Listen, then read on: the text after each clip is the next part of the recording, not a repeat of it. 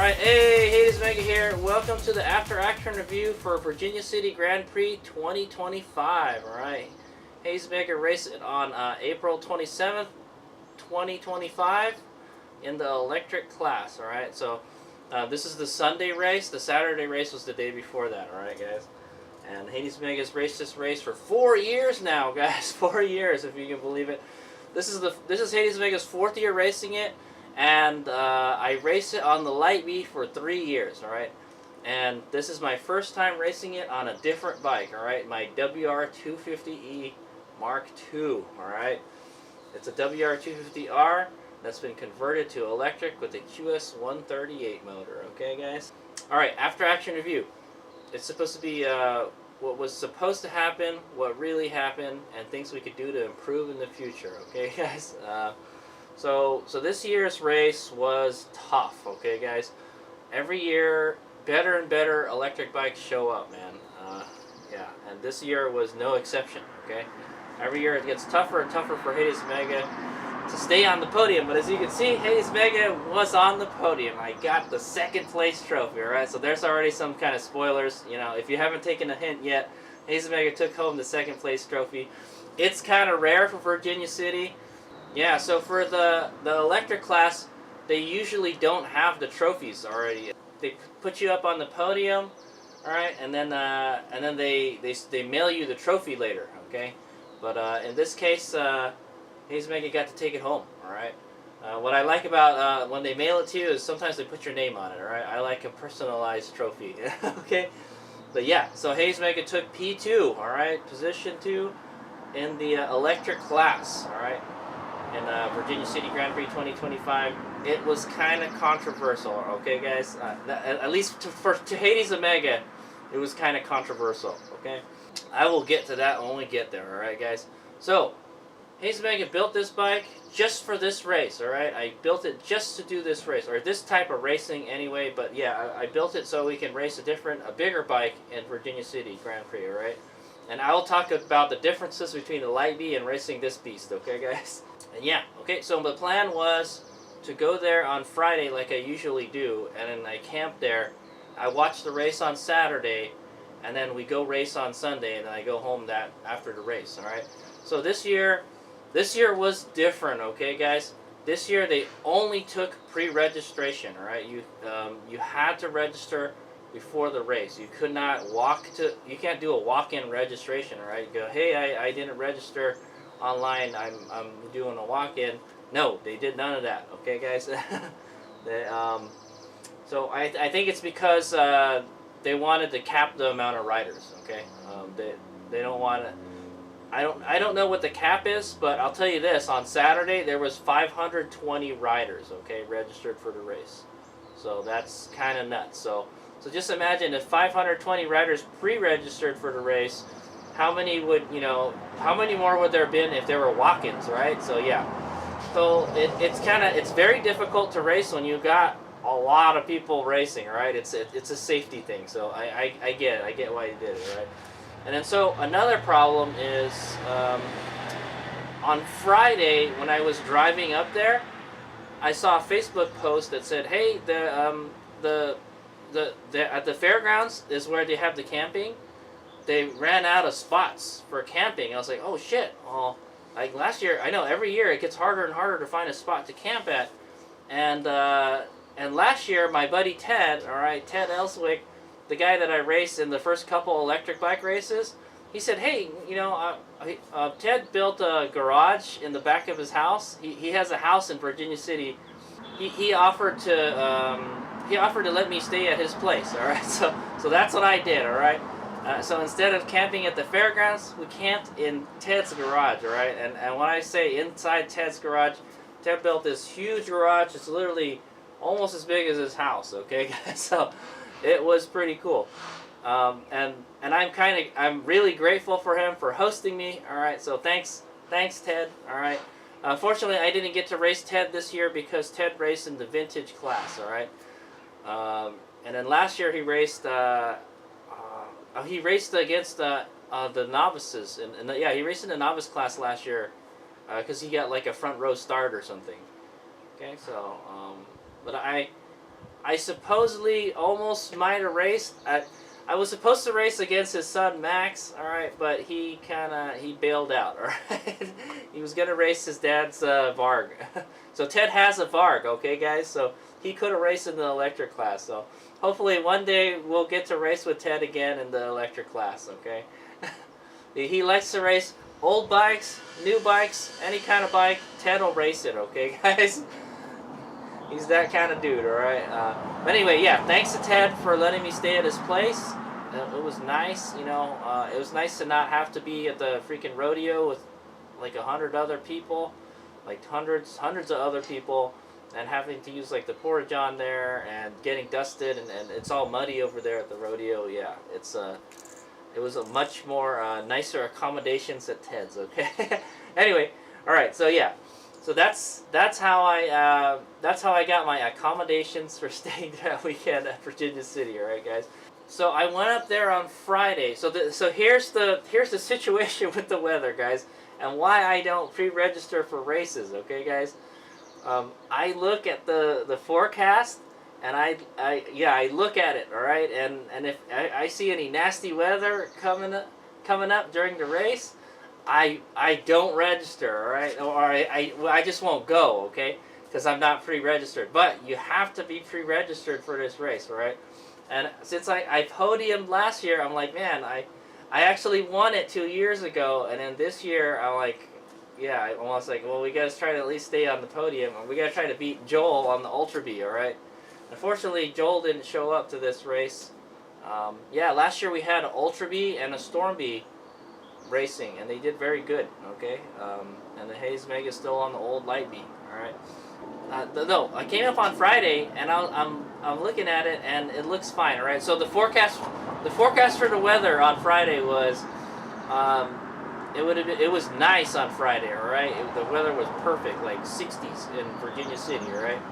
And then the next day it would snow. It would snow for like about half the day, all right, like from like midnight to about noon or something, and then it would get nice again, all right, and then late at night again it would snow again on Sunday, but then it would stop, all right, and then the weather out from there on out, it would get better and better, all right, and then we have today, Monday, all right, guys. This is what Monday looks like in California, and I imagine this is what it looks like in Virginia City right now. It is wild how different the weather changes, okay, day to day. All right, literally, it looked like this on Friday. On Saturday, it looked like Winter Wonderland, okay? Everything was white.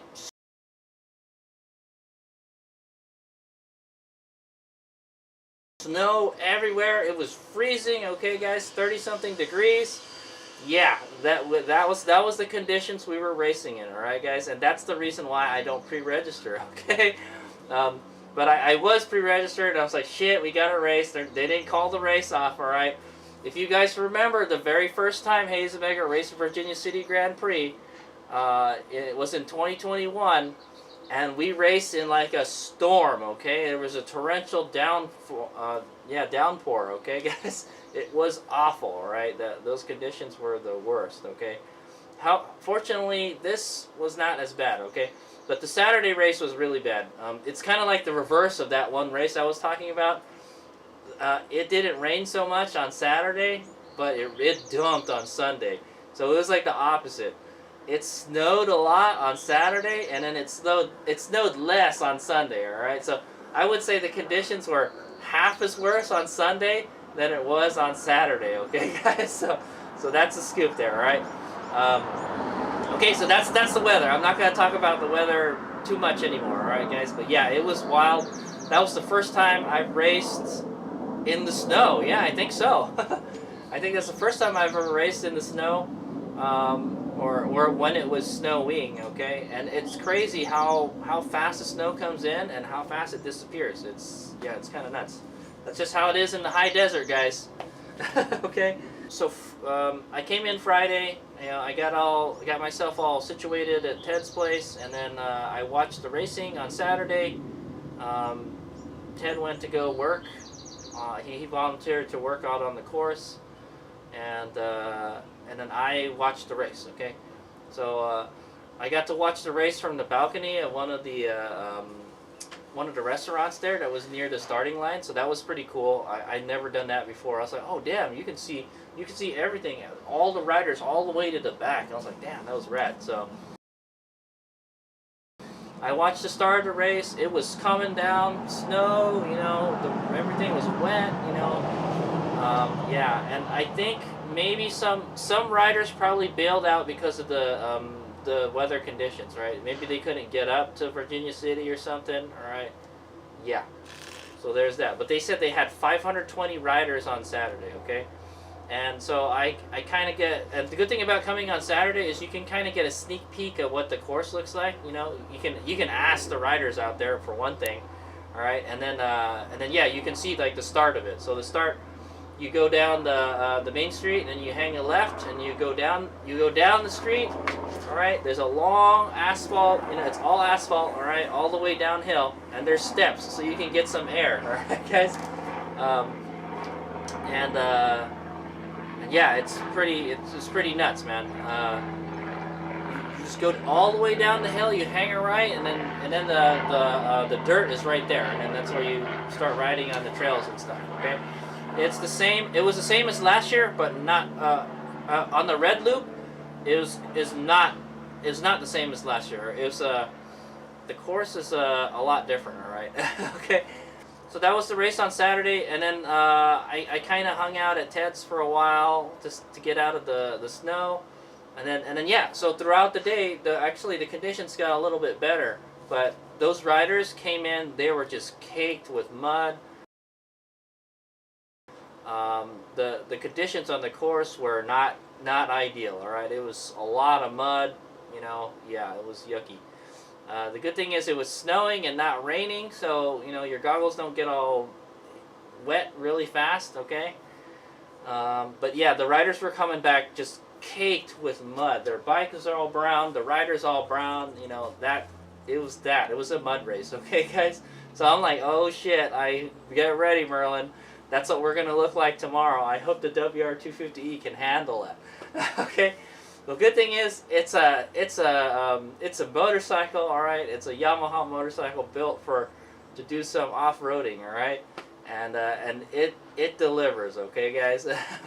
So yeah, so that's the end of the Saturday race, and then HadesOmega's gonna go race in the Sunday race with the electrics, all right. So I know there's roughly 10 people signed up to race the electric class. That's pretty good because some years we've only had like 4 or 5 bikes, okay. So we had a really good turnout. We had a nice, good row start off. Okay, so yeah, the nice thing about staying at Ted's is that his house is pretty close to where the race starts. So I just literally rode up to where the race starts. But so at about 7:30, we started loading up all our stuff into Ted's cart, his golf cart, and then we ride it over to the pits. Okay, guys. And so we set the pits up over there. We didn't have a pop-up tent, which is unfortunate because it was snowing at the time, right, guys? It snowed a little bit at night, right? And it was snowing until the first lap of the race, okay, guys? I'll tell you that now. And it would like start snowing on and off, but just a little bit, just a little trickle of snow, all right? Just enough to make everything wet, all right, guys? So it was muddy out there, I'm not gonna lie, all right, guys. But yeah, we set up the pit. All right, we acquired a pop-up tent, all right, from someone, and yeah. So HadesOmega had 3 of these HadesOmega batteries. Oh yeah, let me go. Okay, ta-da! Here's one of the other batteries. All right, that's battery number 1. All right, so I have them labeled 1, 2, 3. All right, because they all look the same. All right, they do have an HadesOmega sticker in different places, but that's not a good way for me to differentiate them. Okay, guys. So I've got 3 of these. Okay, guys. There's one in the bike right now. There's one right here, and there's one in the car. It's in the back. I can't get it out right now. Okay, guys. Yeah, I still have to unload all my gear from the car. Okay, guys. So yeah. So I had my batteries. I had my water pack. That what I do is I hang it up on the pop-up tent, and then there's it's a Camelback. It's got a drinking tube, so I would just stick that drinking tube up in my helmet so I don't have to take my helmet off, take a sip, and keep on going, all right? I brought 3 cameras with me, all right? I had a GoPro chest mount right here. All right, and oh, so that, yeah, and a good thing about this race is they allow helmet cameras. They don't care what's on your helmet. All right, so that's good. More and more races, it's becoming a really annoying thing. HadesOmega loves to ride with a helmet camera, obviously, because he's a YouTuber. All right, guys, I got to get some race footage, yeah, and yeah, I couldn't. In the last race, in the hair scramble I did 2 weeks ago, they wouldn't let me use my helmet camera. Right here, they didn't care. All right, they didn't say anything. So that's great. All right, District 36, they do care. I hate it. You know, it's so dumb. Show me a study where somebody died because they wore a helmet cam. Show me some statistics. All right, how many people? You know, what's the percentage? What's the chances of you being seriously injured because you got a helmet sticking out of your camera? Okay, and what kind of camera was it? You know, that kind of thing. So, was it like a big DSLR camera? Yeah. Okay. Yeah, man. So it's a stupid rule, man. I don't know why they make it up. All right, they say it's for insurance reasons or whatever. Okay, but anyway, oh yeah. So I had 3 cameras. All right, I had 2 of the Ion cameras I got 2 helmet cameras, and I had the GoPro chest rig. All right, so the chest rig is for like if I don't have enough time, I don't want to stop on the trail and swap the cameras. All right, that's what I would normally do. But so I kept 1 camera in the pits in my water pack. And then I had 1 on my helmet and then 1 on my chest. Okay, so so when the 1 on my helmet dies, I turn the 1 on my chest on. All right, so you guys will see in the footage, it'll kind of swap between camera. The cameras will kind of swap. There'll be some GoPro footage, and then there'll be some Ion camera footage. Okay, guys, and yeah, it was pretty wild. I'm glad I got the whole thing on video. All right, guys, so. So and then if I want to switch to helmet cameras, I would do it at the pits. Okay, that way I don't have to carry anything out on the trail, that type of stuff, because I didn't have that much. I didn't have anything stuff to carry stuff on me. Okay, yeah. Okay, so we had the 3 batteries. HadesOmega's usual plan, okay, is to swap the batteries every lap. All right, so to make sure you make it back to the pits. All right. However, all right, according to what Ted told me, the course is going to be shorter this year, all right? And then I kind of verified it. I'm not going to lie. It's always a surprise how long the course is until you don't find out how long the course is until you do pretty much the first lap, okay, guys? But I heard during the riders meeting, okay? So yeah, so we got the pit all set up, right? I got all the batteries. I got my water, and there's some tools there in the pits, okay, guys? And then we go back to Ted's place, and then HadesOmega starts putting all this gear on, all right, guys? And I wore this jersey right here, which I tore somehow, I don't know. And as you can see, it's not very muddy, all right, guys? Like, yeah, it's muddy, but it's definitely not the kind of muddy that those other guys are racing. I was dreading having to clean all this stuff. I remember from that wet race back in 2021 how much mud and was caked up on my gear. I literally, I left it out in the rain and I shot it with a hose to get all the mud off. That's how bad it was, all right? This is not too bad. I could probably just throw this in the washer maybe, okay? So the pits are all set up. We go up there. I think I might have walked around the pits a little bit. Oh, yeah, so on the way back from the pits, I see a Zero bike come out of a van, all right? So they're unloading one of the Zero bikes, all right? So this, very recently, all right, within this year, Zero has announced they're coming out with a small e-moto bike, all right, similar to like a Ultra B and similar to a Light B, okay, guys? So they saw how popular this e-moto, the small e-moto bike scene is getting, and they wanted in on that, okay? And you know what other better brand than Zero Motorcycles, right? They've been in the electric motorcycle game for a long time. Right now they got a little small e-moto again. And you know what's the funny thing about the Zero bike is that I think one of their first bikes was called the Zero Zoo or XU or something, and it was very similar to an Ultra B or it's some kind of like an Ultra B or a Light B, somewhere around there. All right, I remember I seen them for sale sometimes, and I think I seen one on a trail one time, and it looked very similar to an Ultra B or a Light B or something. Okay, it didn't look like a dirt bike, okay, guys? And it's kind of funny. It's kind of gone full circle now. They're Zero was selling like big bikes for a while, bigger, like, regular sized motorcycles, and now they're selling small bikes again. So that's pretty cool. All right, and they're an American brand. They're built not far from where HadesOmega lives. They're in like Scotts Valley. All right, it'd probably take me like an hour to get there from here. Okay, they're like near Santa Cruz. So yeah, so that's pretty cool. And that's funny. I talked to Jenny. Jenny works at Zero, and she was racing.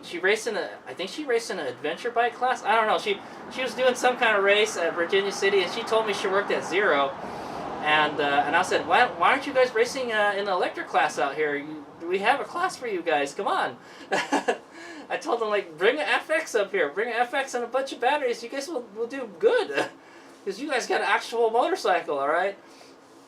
Okay, so yeah, anyway, I saw their Zero. It was a Zero. They brought the Zero XE, all right, and the Zero XB. They brought, so from what I raced against, I raced against 2 XEs and 1 XB, okay? These are pre-production bikes, by the way, okay, guys? They're not released into market yet. So I got to race them before the production version comes out. That's pretty cool, all right?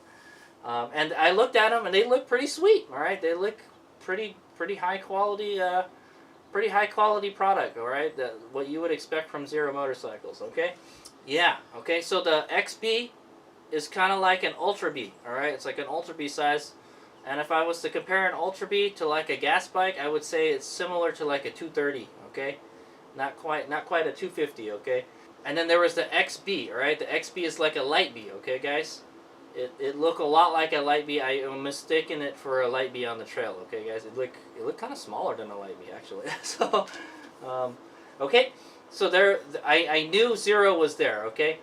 And then so I ride up to go stage in the street, and I see my buddy Travis, all right? So Travis Console, all right? So he owns like he's part of like a racing team, all right? And they do race all these electric events and stuff now, because electric bike racing is starting to become a thing, guys, all right? HadesOmega did it way back when, but now it's a thing, all right? Yeah, Travis like helps selling the E-Ride bikes, the Altus, and the Arctic Leopard. All right, so they had 2 Arctic Leopards. Sorry, I don't know which one it was. It wasn't the 800. All right, guys. It wasn't the EXE 800. All right, hey, because I've never seen Arctic Leopard before. Okay, guys.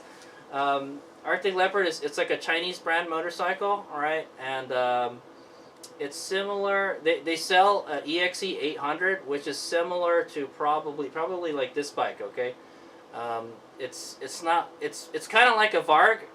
It's got enough power to. It probably has enough power to hang with the Varg, is what I'm gonna say. But it's built more for like an enduro bike. Okay, it's not really a motocross bike, and it has like a massive battery. You can go really far, but you can't swap the batteries. Okay, so that's the problem. So maybe these medium-sized Arctic Leopard bikes, you can change the batteries. I'll put a subtitle below what it was. I don't remember what model it was. HadesOmega, but like I said, HadesOmega was interested in buying an 800, and then I bought this. Okay, guys, I didn't have like $10,000 to spend on a dirt bike. Okay, electric dirt bike, guys. I built this. So HadesOmega's, yeah. So I want to talk about this guy also. So since I'm talking about all the bikes that we're racing against. This is a WR250R, all right, or it's actually a WR250X, all right, but it looks like an R because it has the R wheels on. There's not much of a difference between an R and an X, okay, guys? But this is the frame is a X frame, all right. So it's titled as an X, okay. And I recently got the license plate for it, all right, guys. So this is a street legal electric dual sport, all right, guys. So HadesOmega was the only one. I think HadesOmega was the only one racing a dual sport out there, all right? Yeah.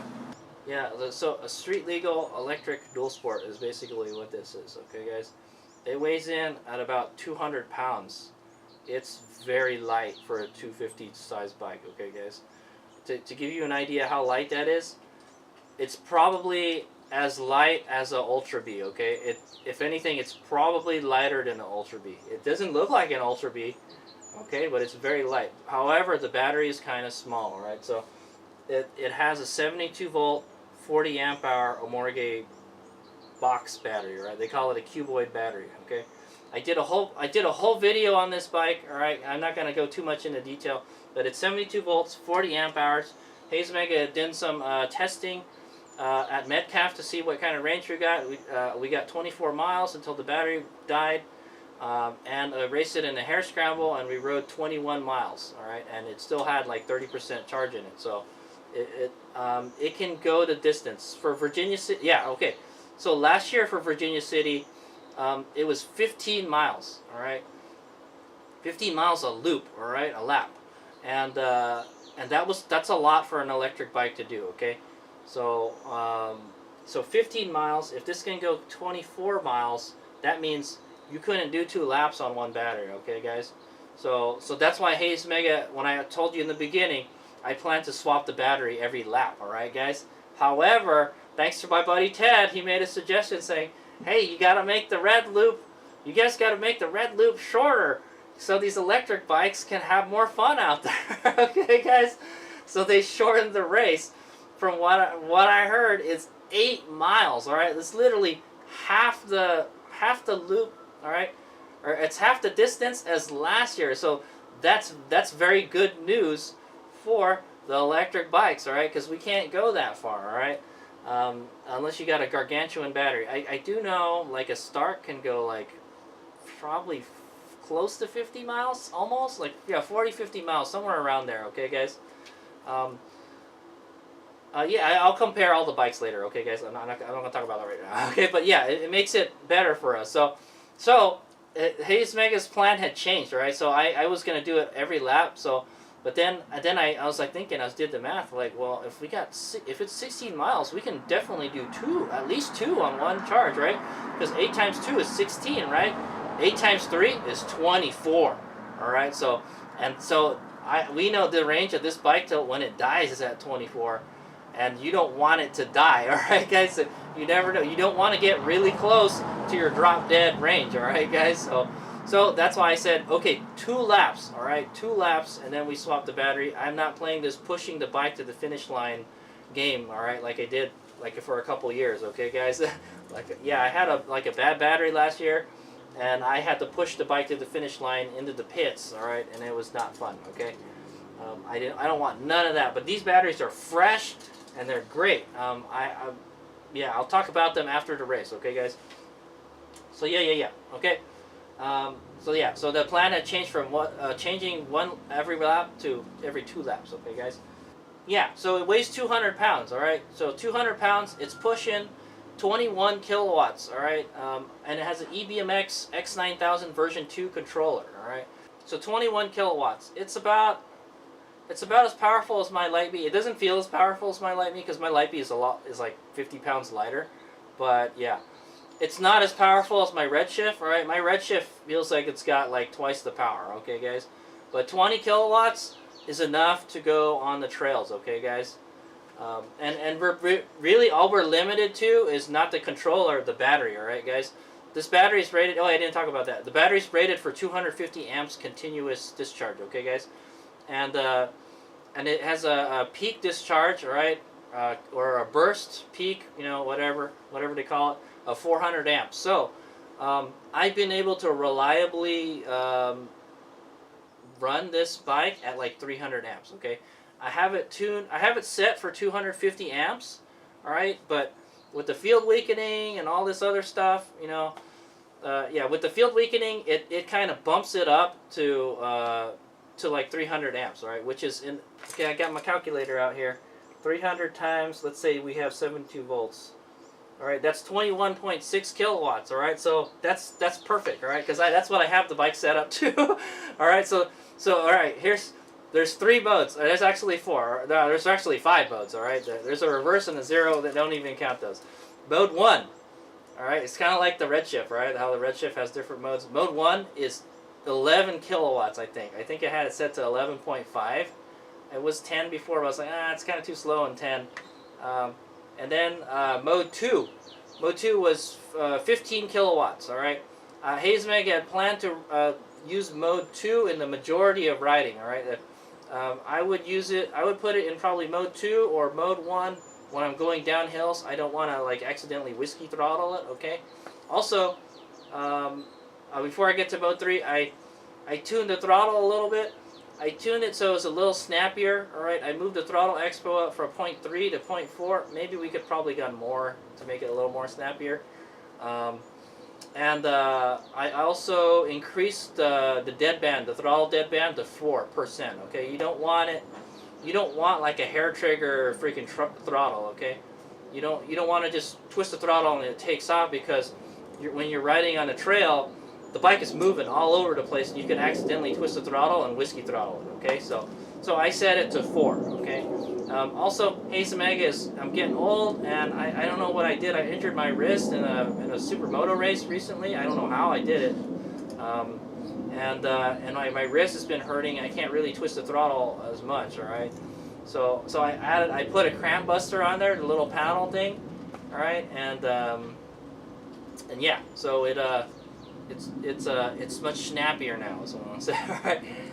So all I have to do is just open the throttle just a little bit, and it'll accelerate more. Okay, I'm not gonna lie. Maybe we could make it a little more snappier. Okay, so yeah. So that's a scoop on that. And yeah, so Mode 3 is like about, what is Mode 3? I think Mode 3 was like 21 kilowatts, 21.5 kilowatts, something like that. All right. I had tested it during. I took this drag racing. Yeah. Okay. So the other testing that we did on the bike was we went drag racing with it, all right, guys? And I was able to run it at 21 kilowatts, all right? And it didn't skip nothing, all right? The battery was happy, the controller was happy. So yeah, so I made Mode 3 21 kilowatts, all right?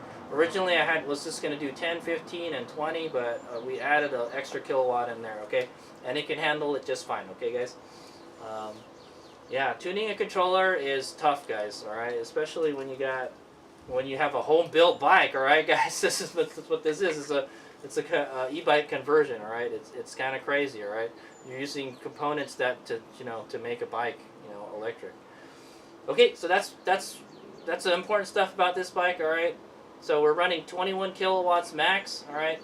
And it is a joy to ride out on the trails, all right? I'll talk about that after we raced, okay, guys? Okay, so I'm talking about more of the bikes. So I saw the Arctic Leopard, right? The medium-sized one. I forget. Sorry. I'm not sure. All right, guys, but I'm looking here at Arctic Leopard's website. I think it raced against the EX800. All right. They also had another bike called the EX Pro coming out. That's like a nicer 800, I guess. All right, and then they have the 880. The EXE880, all right, that's the bigger one, all right? That's a bigger, more powerful one. It's like kind of the Varg power levels, okay? But this bad boy has got a 75 amp hour battery. Huge battery, okay, guys? Literally almost double the battery size of this, okay, guys? So yeah, they didn't have to swap any batteries out. I'm not 100% if you can swap the batteries out on it. From what I know is the EXE880 and I think the 800, you can't easily swap the battery out of it. Okay, guys, the battery is designed to just stay in the bike. All right, guys.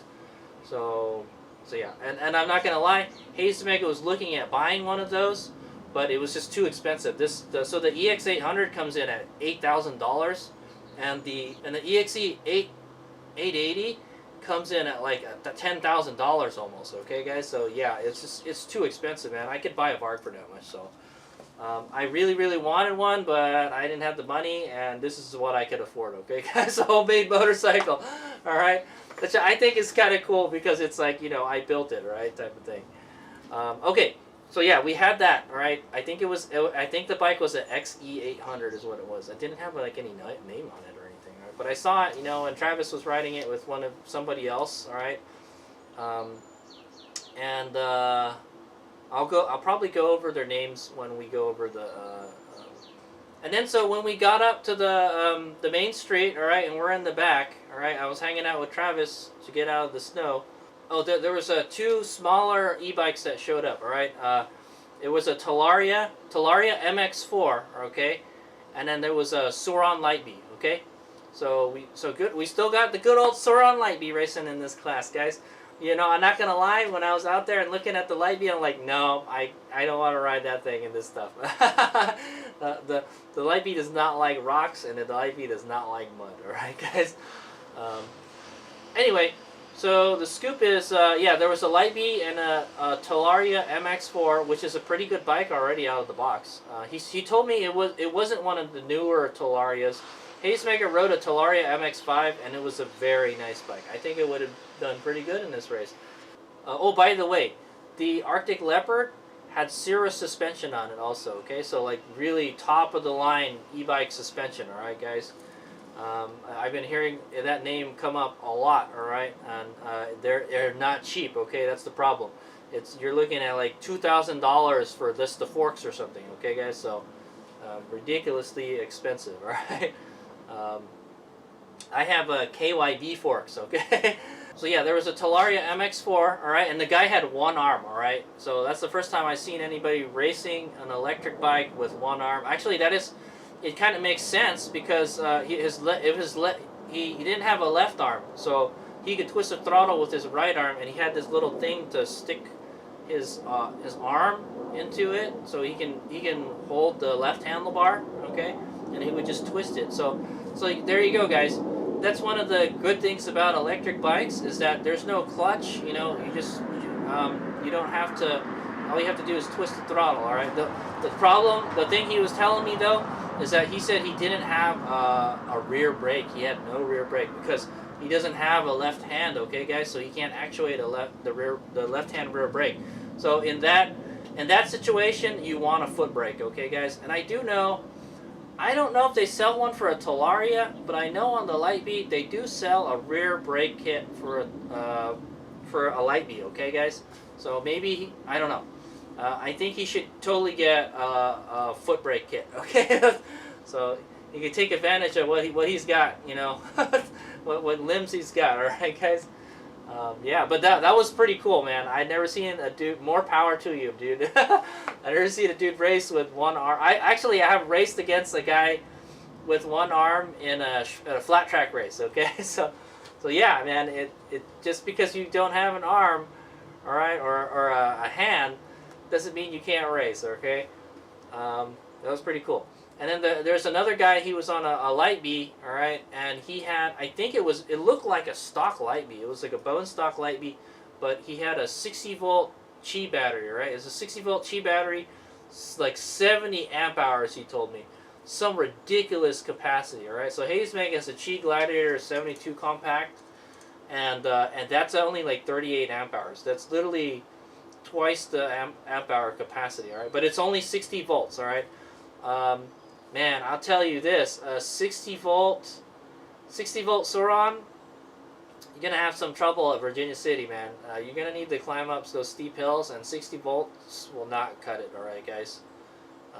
Or at least stock Sauron power is not going to cut it. Now, granted, he's probably not going to get a whole lot of voltage drop with that battery, and he had only that one battery. I think he finished 3 laps, though, so that's pretty impressive, yeah.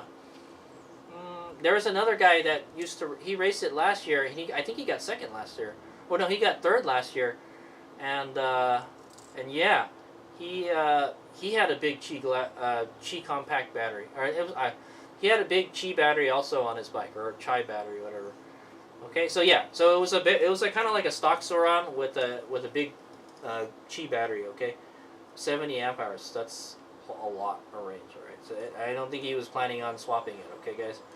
But HadesOmega does the other end of the spectrum. I want power, and maybe just a little bit more capacity. Okay, guys. That's kind of funny because I went from 84 volts to 72 volts on this, but the range was a lot better. Right. So you gotta kind of find that happy medium. What you're looking for. Do you want outright performance, or do you want more range? Okay, guys. So that's the big question with the electric bikes. Okay. Okay, yeah, so we had the light beat, and we had 2 Vargs, all right? There were supposed to be 3 Vargs, but only 2 Vargs showed up, all right? The other Varg was supposed to be Ted's son, Max, all right? But he bailed at the last second, okay? Man, I should have just told Ted, hey, let me race your Varg. But no, I built this thing, man. We got to put it through its paces, all right? This literally, this race was what this bike was built for. This is what I built this bike for. So I have to race it, okay, guys? It's the culmination of all my work, and I think it did pretty damn good. And you guys will find out, okay? Yeah, and then there was two Vargs. One of them was Perry, all right? I met Perry last year at the Donner Hare Scramble, and I raced against him with my Light B, okay? You know what? Did I really race against him? I don't think so. I think we were in different classes, but he was there, you know. And also, I got to ride his Varg, all right? So if you guys watch the video of me riding a Varg last year when I was at Donner, that's the Varg that I got to ride, all right? And I was thoroughly impressed with it, all right? I thought this race was the race for the Varg to shine, okay? You probably could have brought a red shift out there and raced this race because the laps were so short, okay? If you could put in 3 laps, okay? But HadesOmega went a little crazy, okay, guys? All right, and we'll talk about that. Okay, so those are the bikes, okay, guys? Oh, no, there was 2 more bikes. There was 2 Ultra Bs, okay, guys? My buddies at Charge Cycle Works are there, all right? Nate and Brett Baldwin, all right? So we got Nate. Sorry, I forgot his last name. And then there's Brett Baldwin. I raced Brett Baldwin at Honolulu Hills, and holy shit, he's fast, all right, guys? He's a super fast rider, and they have these modified Ultra Bs. They're super fast, okay, guys? I remember I raced him on my Light B, and he was literally jumping over my head. I'm on the Light B, he's on the Ultra B. He's jumped over my head, all right? On the motocross course. So I know how fast Brett is, and if you watch a lot of Charge Cycle Works videos, Brett is in a lot of them, okay, guys? He's a freaking awesome rider. He's a cool guy, okay? So Brett and Nate, all right? And I know Nate because I raced against Nate in the motocross race, okay? Yeah, I raced against Brett in the mini bike, in the pit bike race, and I raced against Nate in the motocross race, okay? And he beat me, okay? We were in the same class, all right? We're old guys on fast little bikes. That's what it was, okay? Yeah. Okay, so yeah, we got Charge Cycle Works there, okay? They had 2 Ultra Bs, all right? They had Nate and Brett's Ultra Bs ready for battle, all right? I saw Nate there. I chatted with him a little bit. He was like, well, so I was like, well, what happened, man? Oh, no, they were like, well, we just signed up at the last minute. So I was like, oh, okay. They just kind of just showed up. Well, but that's cool. They got to come, and I told them, yeah, I've raced this this is my 4th year racing this. So and they're like, whoa, really? You've been racing this the whole time? Yeah, man. It's like some years there's hardly any electric bikes that show up, but yeah, I'm glad that all you guys showed up. So I'm not gonna lie, I kind of knew I had the cards stacked against me. Okay, guys, I actually didn't know Charge Cycle Works was gonna show up. I kind of knew Travis showed up because I saw Instagram post that he was at Virginia City. Okay, so I knew Travis was there. I was like, oh shit, Travis is here, and Travis is fast. Okay, I've raced him a bunch of times already, and yeah, he owns a freaking race team. What you know. So we were racing against, okay, 2 Arctic Leopards, 2 Ultra Bs, Talaria Sting MX4, a Suron Light B, and my WR250E Mark II. All right, and then 2 Vargs. So I think I was 9. I think that was 9. Oh no, there was more. Okay, and then 1 0 XB. All right, and 2 0 XEs. All right, so that's 12 bikes. Okay, guys, and so these are manufacturer-backed race teams, guys. It's biggest racing. I'm a privateer, guys. All right, the rest of us were privateers. Okay, guys, but Arctic Leopard was there. All right, Zero was there, and I guess you can count Charge Cycle Works. All right, Charge Cycle Works owns a shop. All right, that sells e-bike stuff, all right, guys. They sell this stuff, all right. It kind of like last year, Michael Sereno raced. Joel and his son raced the Light Bs. Okay, it would have been nice if they came back this year, all right. But I heard some unfortunate stuff about Joel, so I'm not going to go into detail about it, okay, guys. But he's the guy that won it last year, okay. He's a good guy, okay. All right, so yeah, we had 12 electric bikes. pretty awesome. I think that's the biggest lineup we've ever had. The whole row was filled up, right? And so by the time we got to the front, when they were, the start line, with the green flag, I saw the zero guys just pull up, all right? They came in like at the last second. They almost missed the race, man. All right, so I got my GPS ready.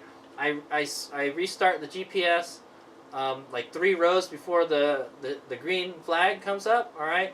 Before it's our time to go, so I kind of have an idea, how we're doing out there, all right? So sometimes I'm taking a look at it. I'm looking at how many miles we've got, and also it counts how long our ride time is and how long we've been out there, okay? So and so you can kind of gauge how far you are in the race, all right? Remember, it's a 3-hour race, all right, on Sunday. Sunday's a 3-hour race, okay? So when 3 hours comes up, the checker flag comes up, all right, guys? It's like any other race, all right, guys? It's just longer, okay? It's a Grand Prix race. A Grand Prix is like a long hare scramble, all right, guys? It's like a double the size of a hare scramble, okay? So yeah, we're in the back, and the green flag goes up, and we take off. I think I saw, dude, I think I saw Brett and Travis. Yeah, they just took off right away. Boom! They get some mad air going down the steps. And HadesOmega is just like, nah, okay, I'll tell you this now. This bike has some tuning problems, okay, guys? If I go down the hill, this bike has a problem where it starts to regen, and when I let off the throttle, it has like an off-throttle regen. It's called back EMF, okay, guys? If you guys don't know what back EMF is, at like a certain RPM, the motor starts turning into a generator, okay, guys? And that's what's called back EMF, right? And it starts feeding power back into the battery, and the battery doesn't like that if it's fully charged, okay, guys?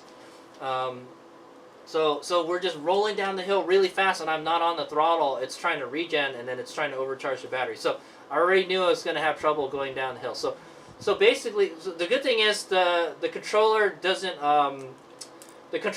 lock the wheel up, right? It'll just kind of just keep on going, but I won't really have a throttle input, and I won't have a regen input. So I have to use the mechanical brakes to slow the bike down, all right? So we're going, and I think I maybe passed 2 bikes going down the hill because they were just taking their sweet time, and then yeah, when then we slow down, and I have to use the mechanical brake to slow down, and then I get on the throttle a little bit. When it flattens out, you go around the right corner, and then you go past the school, and then you hit the dirt. All right, guys, and then you're gonna be in the dirt and the mud for a while. All right. So yeah, I'm gonna talk about the weather at the start of the race. It was snowing, dude. Snow, like, yeah, you can see it. It's coming down. It's kind of like yesterday. All right, but not quite as bad as yesterday. There wasn't as much snow on the ground. Okay, guys. So it was just kind of, everything was wet, all right, guys? So it's wet and muddy, guys. The first lap was freaking awful, all right? That was the hardest lap.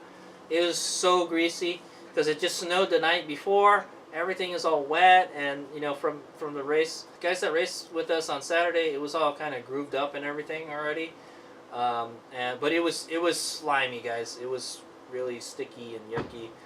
The good thing is it was snowing and not raining, though, so I didn't have problems with my goggles getting all wet and everything. Every once in a while a snowflake would hit it or something, but yeah, I actually like riding in the snow better than the rain. Okay, guys? And it wasn't coming down hard, okay, guys? But it was, we had like a moderate around the snow. Sometimes it would pick up, sometimes it would slow down, and sometimes it would go away, okay? So that was the weather during the race. And then the weather got better throughout the race, okay? Every lap, it got better and better. I think on the 3rd lap, it started coming down again, but then it went away, okay? And then by the time the race was finished, the conditions were like perfect, right? And you know what the best thing is? No dust, all right? So it actually turned out really good. The conditions turned out really good for racing that day, all right? Just that first lap was super sketchy. And you want to know what else is super sketchy? The bottleneck, okay? So the typical bottleneck where they usually go up that hill where everyone gets stuck and then they're dropping their bike and shit. It's really not that hard a hill either, man. I don't know why people have such a hard time with it, dude. And we just had like 400 other riders go ahead of us, and we're stuck in this train, all right? going down. It was a downhill section with a bunch of switchbacks, and then it goes up, and it's pretty steep. All right, it looks steep from the other side, but it's actually not too steep. All right, the WR250E didn't have any problem climbing it. Okay, guys, but yeah, so we actually bypassed that hill. We didn't do that hill this year. All right, because I saw that the hard split, the hard hill climb wasn't there anymore. Because we went somewhere else. Okay. They took us on an easier, I guess they bypassed the hill. I wouldn't say it's easier, but we went around the hill, we bypassed the hill, and then there's a downhill section, and there's a series of switchbacks that goes downhill. There was a huge bottleneck there. I shit you not, we look like ants on a trail, you know, like an ant trail. We were going, you could see like a trail of bikes from going down the hill and then going around, and then people trying to climb it. And people weren't making it sometimes. Yeah, it was carnage, man. I'm telling you. And we were just, you can't really do anything. You got bikes to your left, bikes to your right. You're trying to get around people maybe. People would shut their bikes off so they wouldn't overheat. The electric bikes didn't have those kind of problems, okay, guys? Also, we can get out and push our bikes. I'm not going to lie, I didn't want to get off the WR. When I was out there, I didn't get off the WR at all, okay, guys? So here's one of the comparisons, riding a big bike and a little bike. Okay, guys. So HadesOmega went from the Light Bee to this guy. Okay, a 250 type of bike. All right, and this bike you want to ride it. All right, you don't the mini bike has the advantage where, like, if you get into trouble, you can easily put your feet on the ground. You can get off the bike. You can push it. You can push it and give it a little throttle. It's easy to do pivot turns and stuff. Yeah, all that stuff. You kind of lose that when you go to the big bike. Okay, guys. The big bike, you just want to stay on it all the time, right? Yeah, I could have gone and pushed it, but the mud was nasty. Okay, guys. I think the first year that I raced this, I think we went down that hill, and the tires got packed up with so much mud that the Light Bee did not do so good. All right. Yeah, the Light Bee's tires got packed up with mud so bad. So that's why I was glad to ride this thing. This thing does much better in the mud. All right, it's a much more stout bike than a Light Bee. I'll tell you that, man. All right, a real freaking dirt bike. All right, guys. Yamaha designed this thing as close to a dirt bike as possible. Okay, guys. I'll tell you that. All right, even if it's a dual sport, it is made for some serious off-road riding. Okay, guys. Even the gas version, okay, guys? Yeah, so we were stuck in this bottleneck for a while. I feel like it was like a 15-minute bottleneck or something. It was awful. I heard there were 2 bottlenecks, but the other bottleneck was on the other route. Okay, so HadesOmega races on the red loop and with the electric bikes, and then there's another loop for everybody else. Okay. And yeah, there was other people racing on the red loop, like the vintage bikes. Like Ted was on the vintage bike there. Yeah, the first bottleneck was awful, man. And I was trying to pass through, people and stuff. And that's the nice thing about the electric bike. It doesn't overheat, You can just let it sit there and idle, no problem. It's not going to overheat. Don't make any noise, all right? And yeah, you should just go and push it places, all right? And I don't know, maybe that's what everybody else did, all right? Maybe that's how they got ahead of everybody, but yeah, so that's a scoop, guys. And so I think I might have passed the Light Bee or something. I passed some. I think I passed some of the Zero bikes, and then they passed me again. Yeah. Oh yeah. I was chatting with one of the guys on the Zero bikes while we're waiting in that bottleneck. That was pretty cool. Yeah, that's where I learned that bike is a pre-production bike, right? They haven't started building them yet. Okay, guys. So, all right, that's a scoop. All right, guys. It's not. Those bikes aren't ready. They aren't for sale yet. All right, guys. Anyway, so yeah, so that's a scoop. So once we got to the bottom, it wasn't so bad. All right, and then we had to go up, and there's a steep uphill, and I think that's where that's where the real bottleneck is. All right, and the WR250E, it got up it pretty good, all right? I put it in mode 3. Also, the mud was awful, man. It was like clay, and you would step in it, and like it would just get all over your boots. See, my foot pegs are packed full of mud and stuff. All right, my boots have a bunch of mud on it. All right. Fortunately, it wasn't so bad that it sinks like a whole lot. All right. But I was able to wipe it off on some of the bushes and stuff. Yeah, it was awful. The mud in the very first section was awful. Okay, so you're going up this single track. All right. And it's, you know, it's kind of whooped out. There's some kind of it's steep and there's branches and stuff, but the WR gets through it not too bad. All right, if I put it in mode 3, it'll just motor right up that. Okay, I could even probably paddle going up there. Okay, on this guy. But yeah, so you keep on going, and then it's the first red loop change. Okay, it's the red loop split. All right, so the normal course splits to the right, and the red loop splits to the left. Okay. Actually, I didn't actually see a map of this. Some years they have a map of what the course looks like, so you can kind of get an idea. All right. But I think there was only one split. Yeah. There was only one split. That's the only time that we have to go, you know, split off from the main group, and then eventually, I guess the guys do a loop, and then they come back into the red loop. Okay. And then they come back behind you with the force. Okay, guys, I was like, oh shit, the fast guys are coming. They're right behind us. Just let them go, type of thing. If it's the one thing I hate about racing, all right, guys, especially on the trails, is that, yeah, man, trying to pass people and people trying to pass you, man, that's the worst thing, because like that's when you could crash. Okay. Maybe you take a different route, or you take a route that, you know, you're gonna crash or something. That type of stuff, right? It can always happen. Or somebody could hit you, you know. Yeah, dude. But for the most part, it was pretty clean racing. All right, guys. I tried to let people pass, you know. But if there's just no place, if there's no opportunity to let them pass, then don't let them pass. Just let them stay behind you until you can find a safe place to let them pass. Okay, guys. Don't make it work for it a little bit. All right.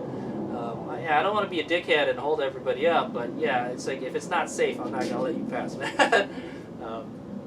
Okay, so there's that, and then the rest of the course was not too bad. You know, there was some more downhills, some kind of steep, greasy downhills, and as long from what I saw is they called it a blue groove. All right, you could see a trail that everybody's been riding. You just follow that trail. All right, and from what I saw, there's usually two grooves, all right, you could follow. All right, there's one in the left or the right, or they might cross or something. Yeah. And after a while, I started getting it, and I could go faster and faster. There was a couple downhill sections and some uphills.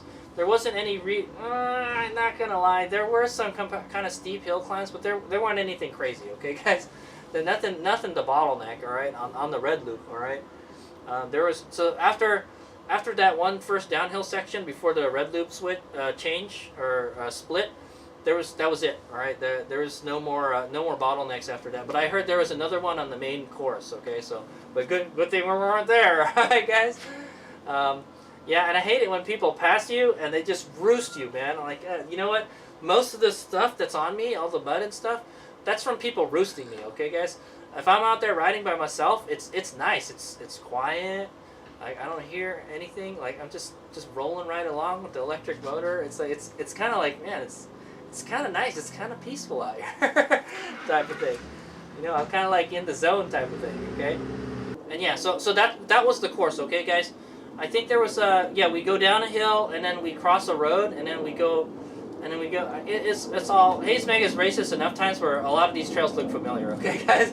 We've done these before. There's one where it's like a creek. You go down and it goes up real quick, like maybe like 10 feet, and then you ride it. A lot of it is double track, all right. But there's still some single track. Going back, there's a lot of single track, all right. And then I think there's another road that you cross, and then it goes to a really wide uphill, all right. So there's a good amount of uphills and downhills, but nothing too crazy. The WR handled all that stuff with pretty easily. Okay, the suspension is stiff on this bike. All right, this bike lost so much weight. All right, a stock WR is 300 pounds, guys. Okay,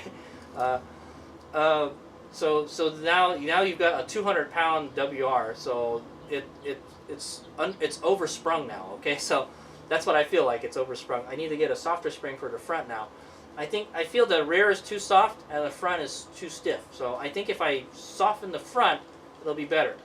I'm not gonna lie, this thing rips on the motocross track. All right, I can jump it and it'll land like without much complaint. All right, and I've tried to soften the suspension as best as I could, but this bike rewards you for riding it faster. Okay, so this the way the suspension is set up. The faster you go, the easier it will go through the rough stuff. Okay, guys.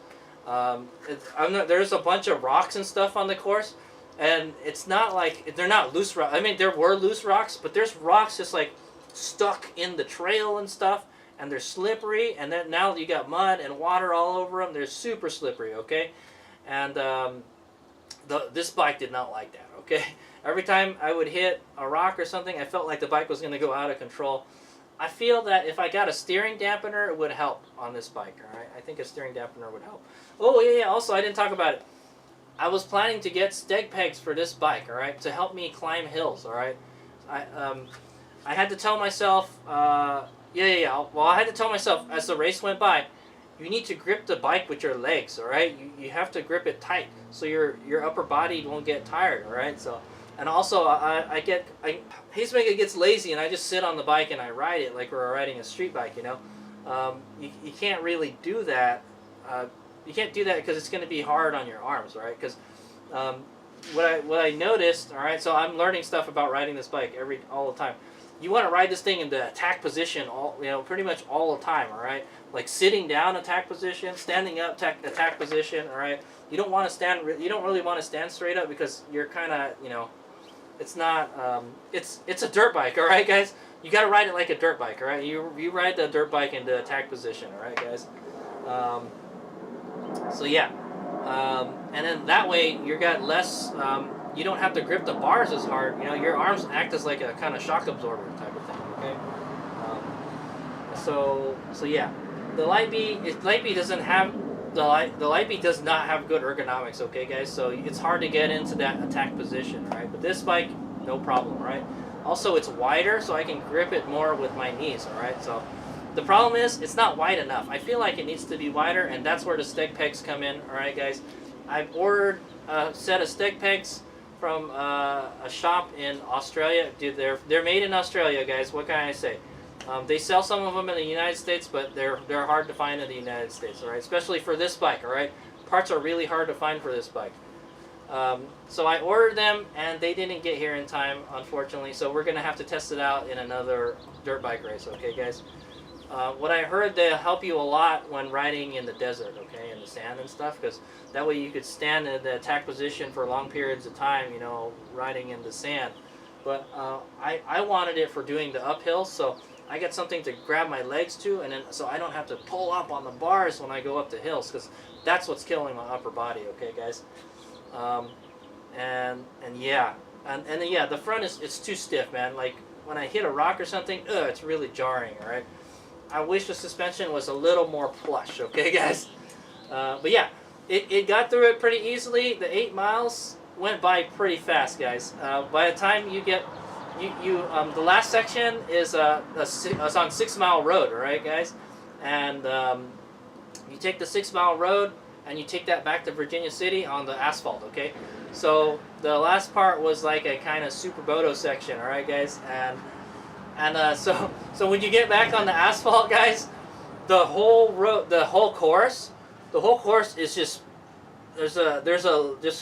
it's all brown, okay, like all the dirt bikes that have been racing on it the day before and today, they're just tracking mud onto the street. And so the street is super slippery. And I'm trying to go up there. I've got it in mode 3, all right, guys? And mode 3 has like 800 phase amps. It's got a lot of power, man. Right when you get on it, right when you crack the throttle open, the tires just start spinning right away. And it went for a wild ride, man. Even on the straights, on the second lap, was it the second lap? No, it was the first lap. The first lap, I was like, yeah, let's hold it wide open. Let's see how fast we can go. It was very difficult to keep that thing going straight, man, because the back would just wiggle all over the place. I was like, oh my God, the tires started not hooking up. And I would get back on it, it would just spin again. You'd have to really just milk it, It was super slippery. What people were saying is they didn't ride. They didn't ride on the tape. They had the whole course had a long tape on it. All right, like a cordon tape. All right, like the police use. And so what people told me is like, yeah, I don't even ride on the brown stuff. I'll go on the other side, and then I ride up on the other side of the road. Nobody's gonna come driving down that road. So I was like, shit, why didn't I think of that? But it was kind of wild. You'd go around the corner, the bike would start sliding. You'd have to stick your leg out. You flat track it. Yeah, dude, it was kind of fun. It was fun and it was scary at the same time. I've never. I don't know, man. Maybe I've ridden something like that in like dual sport kind of stuff, but yeah, it was wild, man. And then you get back into the town, you hang a left, you go up a road, and you hang a right, and then you go back up that hill that you went down in the beginning, all right? And then you go into you go in, all right? So on my first lap, I'm looking at my how much charge I got. So going up the hill eats up a shit ton of power. That hill is steep, all right? That street that goes up to the pits is really, really steep. So your bike is chomping away at the power. I remember I was holding it wide open, and I'm seeing it's dipping into like 60 volts. So the thing about this battery is it's not a very high performance batteries, right? This cells are E40P cells, and what I've been told is that they're very stable, all right? But it's not a high performance cell like a Moly cell. So you get a lot of voltage sag, all right? And I was sagging, man. We're getting close to like 20% charge at full twist. So so you gotta be careful going up the hill, because if you discharge the battery too much, it'll cut out, and then you won't make it up the hill, and you'll lose your momentum too. That's another thing. So you wanna be careful, all right? So the first time going up, yeah, I think I pretty much went at full throttle, and I was kind of watching the voltage and all that stuff, and I was like, it's having kind of a hard time going up the hill. It's eating up a lot of power going up the hill, is what I want to say. All right, it could do it, but it's just like, yeah, man, it eats up a lot of power, and you don't want to eat up too much power, okay? So after the first lap, I go around again. All right, I see how much charge I have. I've got like 70% charge still. I was like, oh, that's still good, and we're gonna go down this hill, and we're gonna regen. So that's what I did. I went out back for a second lap. I didn't pit. I'll go back down, and then I roll down the hill, and then I use the regen to slow me down to help recharge the battery. All right, to charge the battery for what we're gonna be riding next. All right, and then so every second lap I would take it easy, because I don't know if we're gonna have enough to make it back, because it was 16 miles. I think it was okay. All right. But if you're riding really fast, it's going to eat up more power, okay? So every second lap, HadesOmega would take it a little more mellow, okay, guys? I wouldn't go so fast, and I would try to regen as much as I could. You know the usual stuff HadesOmega does. That's why I'm not fast, okay, guys? I try to conserve power, all right? I value being able to come back under the bike's own power, all right, guys? I don't want to do any of that pushing, all right, guys? So second lap, I go around, and that bottleneck is not there. Oh, it was perfect. All right, guys. I might have passed a couple bikes along the way. Some people passed me, that type of thing, and it was nice. It was kind of like I was riding by myself. I think I saw Travis pass me. Yeah, I think I saw Travis pass me one lap. I might have saw Brett pass me too, man. The guys that were in the front, they were really fast, man. They were really fast for the first 3 laps. And then yeah, so the battle with I think his name was Brian Simmons. I won't forget it. All right, guys. I was racing with this guy named Brian. All right, and he was one of the Zero guys. All right, he was riding a Zero XC, and there was this one section he would always pass me on. It's the one where you cross the road and you go up the hill, and it's really wide and there's a hill climb. He would always pass me there, and I was like, I'd be like, oh, there goes the Zero bike. I'm like, shit, again, and I'm like, I would try to chase him, but he would get away. Those XCs are fast, guys. All right, I'm not gonna lie.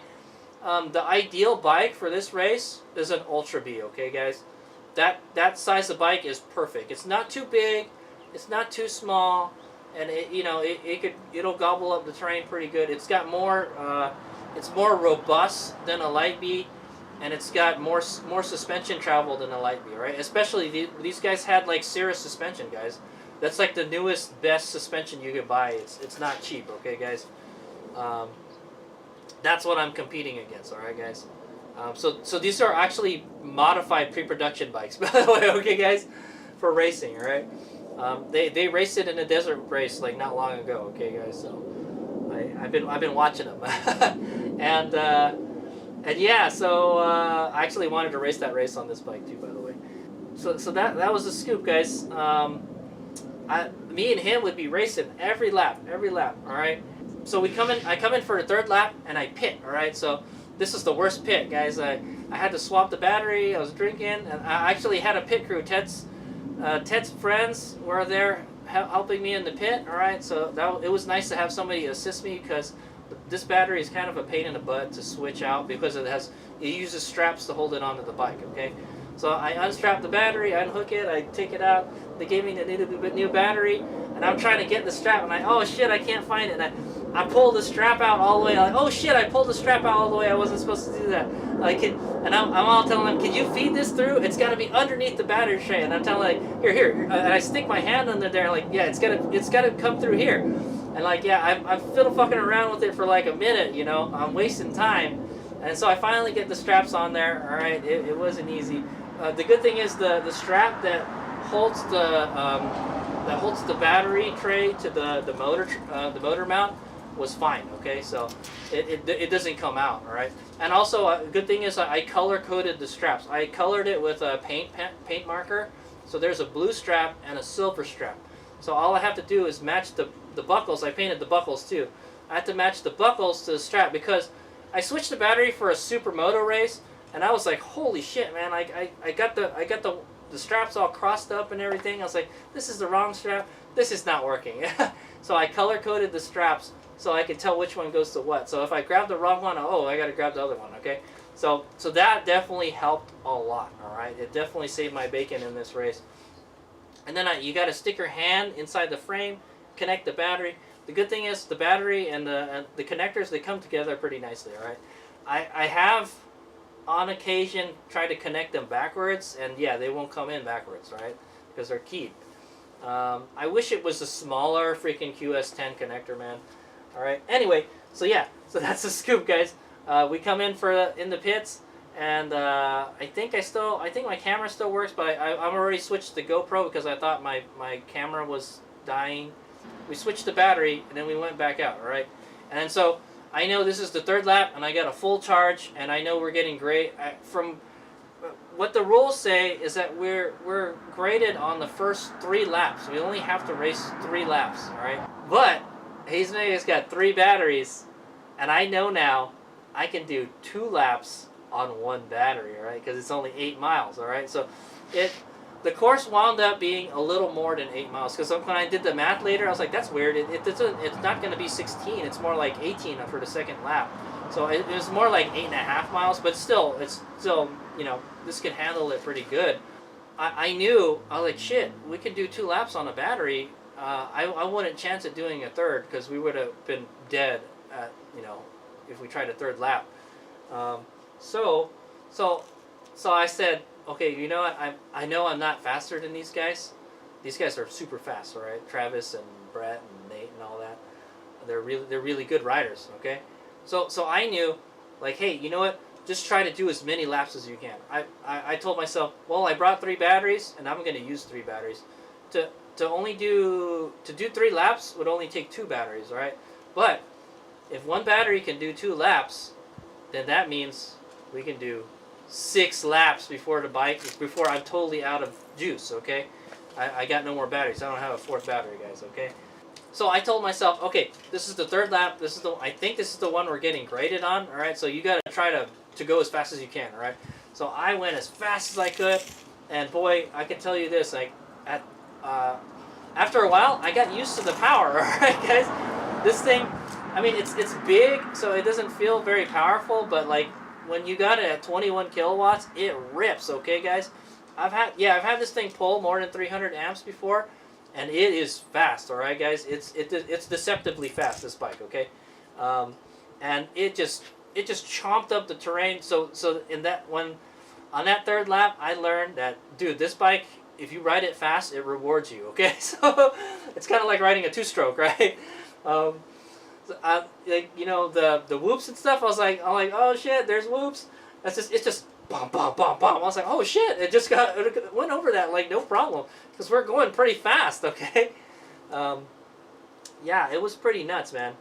I was enjoying riding it. I was trying to ride it as fast as I could. I think I rode pretty much all of that lap in mode 3, and then Brian Simmons comes up again in the same spot again on the third lap. We're duking it out. I was like, oh, the zero bike passed me again, damn it!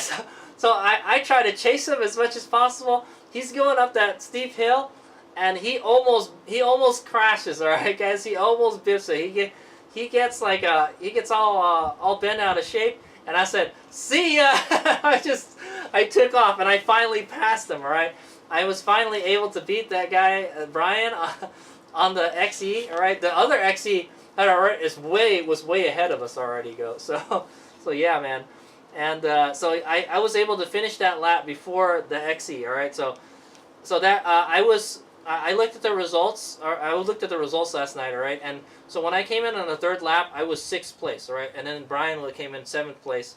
We swapped places. All right, we were 6th and he was 7th, and then we kept on swapping places throughout the course. And so finally I beat him on that third lap. Okay, man, I had so much fun racing with him though. I'm glad that everyone came along, man. I had a great time. I think I passed the light beam. I might have lapped the light beam out there, man. I think I passed the XB out there. There was a smaller zero bike. I thought it was a light bee at some point. I was like, it kind of looks like a light bee, but not really. It looks like kind of like it's smaller than a light bee. I didn't realize, I didn't put 2 and 2 together. Oh yeah, that's right. Zero has a smaller bike too. So that was a smaller bike. Yeah, and then so that third lap we ripped it, all right? And then so this is my decision. Like, do I just pull out now? Like we only have to do 3 laps and then we can finish, all right? Because that's what I did last year, and I didn't cross the finish line. And I was like, you know what? I want to cross the finish line. And so I have to strategize it. Okay, guys? But anyway, so I after the third lap, we come in. That's my fastest lap. And I go in, I go back out, all right? And then so I've got less charge on the battery. I go roll down the hill again, and I use the regen to charge the battery. And then we go back out on the course. And then it's back to turtle mode, okay? So like every second lap, all right, guys? Every other lap, I would ride a little bit slower, all right? Just so I knew I had power to go up the hill on the way back, right? And so I never had the battery cut out on me. I'm not going to lie. We probably could have rode it a little harder, right? I know we could do 24 miles, and we were coming in at like 16, 17, 18 miles, somewhere around there, all right? Getting real close, but like I said, it's a doozy getting up that hill, go into the pits. It's steep, guys, all right? And it just robs your power. Like, yeah, it gives your power back on the way down, right? But yeah, so okay, so that was a scoop, and then so I just continued that way for the rest of the race. So I would go faster when I did the second battery swap, all right, after the 4th lap, and it went a lot better. I swapped the batteries. I took a little break, and then I swapped my camera, my helmet camera, and then I turned the helmet camera on. I turned the GoPro off, so you'll see the video. The race footage, it'll switch between cameras, all right? So one will have a GoPro view, and one will have the Ion camera view, okay? So there, that's what's going on there, okay, guys? And yeah, I was able to get video footage of the whole race. So please watch every lap, guys. All right?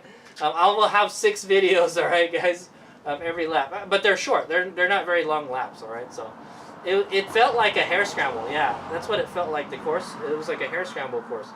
8 miles is like roughly the course that we raced at Hollister, okay? And it wasn't, I want to say it's not as technical as the Hollister Hills course. The Hollister Hills had a lot of technical single track stuff. There was some technical single track, right?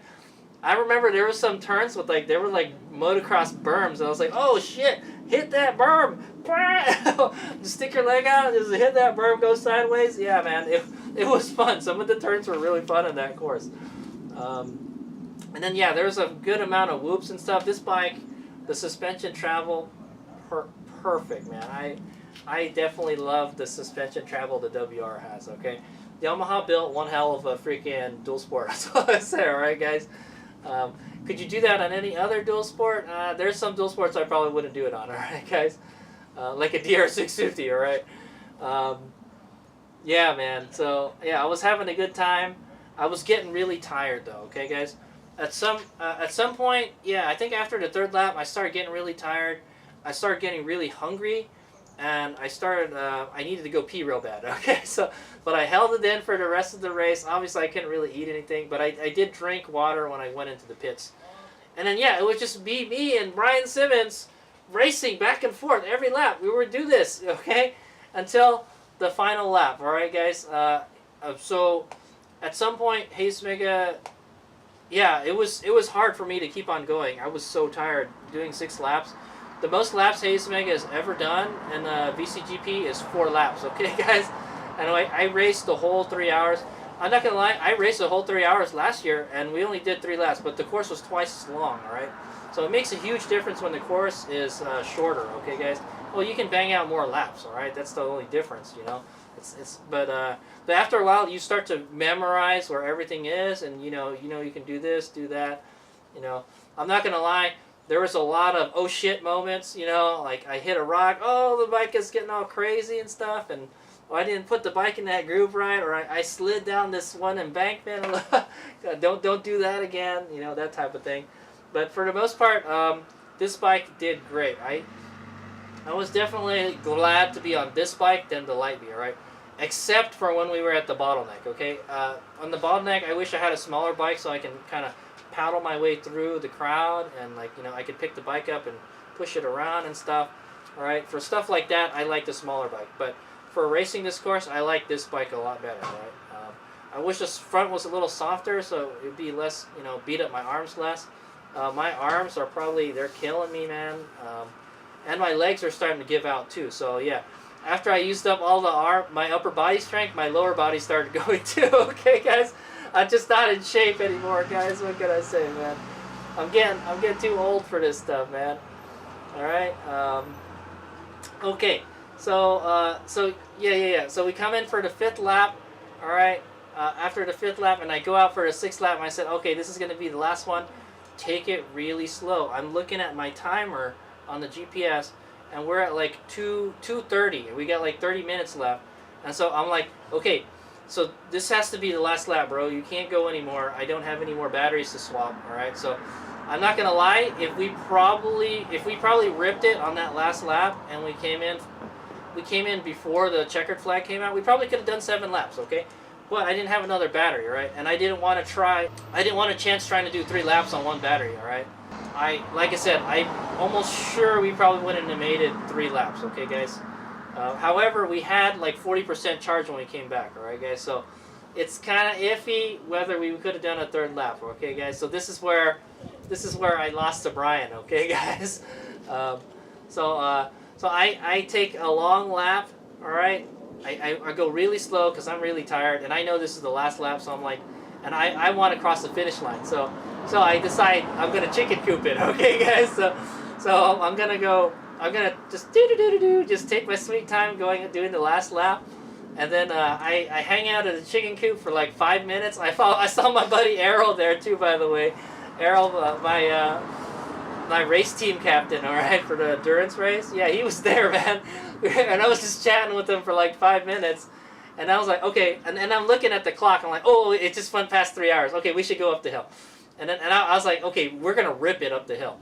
I saved up. Actually, I think on the 5th lap, I told myself, don't go fast up the hill. I only went half throttle up the hill, so I saved some power for the last lap because I'm going to rip it up the hill on the last lap. You know, just because, all right? Because I want to go fast on the last lap. And so, yeah, we rip up it.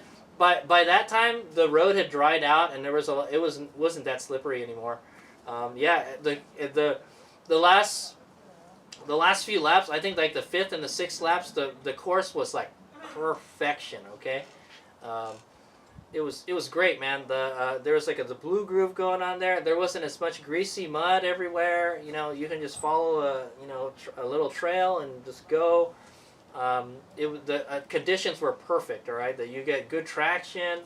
There was that hero dirt out there, guys. That's what it was. Okay, so the last couple laps, and I was having a good time. I was still getting passed by bikes and stuff. It was kind of annoying, but yeah. And then so I ripped it up the hill. All right, after my chat, I was chatting with Errol, and then yeah, when we crossed the finish line, and I was like, is that the checkered flag? I'm like, yes. I'm like, that's it.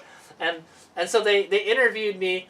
They said like they wanted. I told them like, nah, I just want to go back to the pits, and they're like, no, they want to interview you because you're the first e-bike to come in. I was like, oh really? Okay. So I was the only. I was one of the only e-bikes.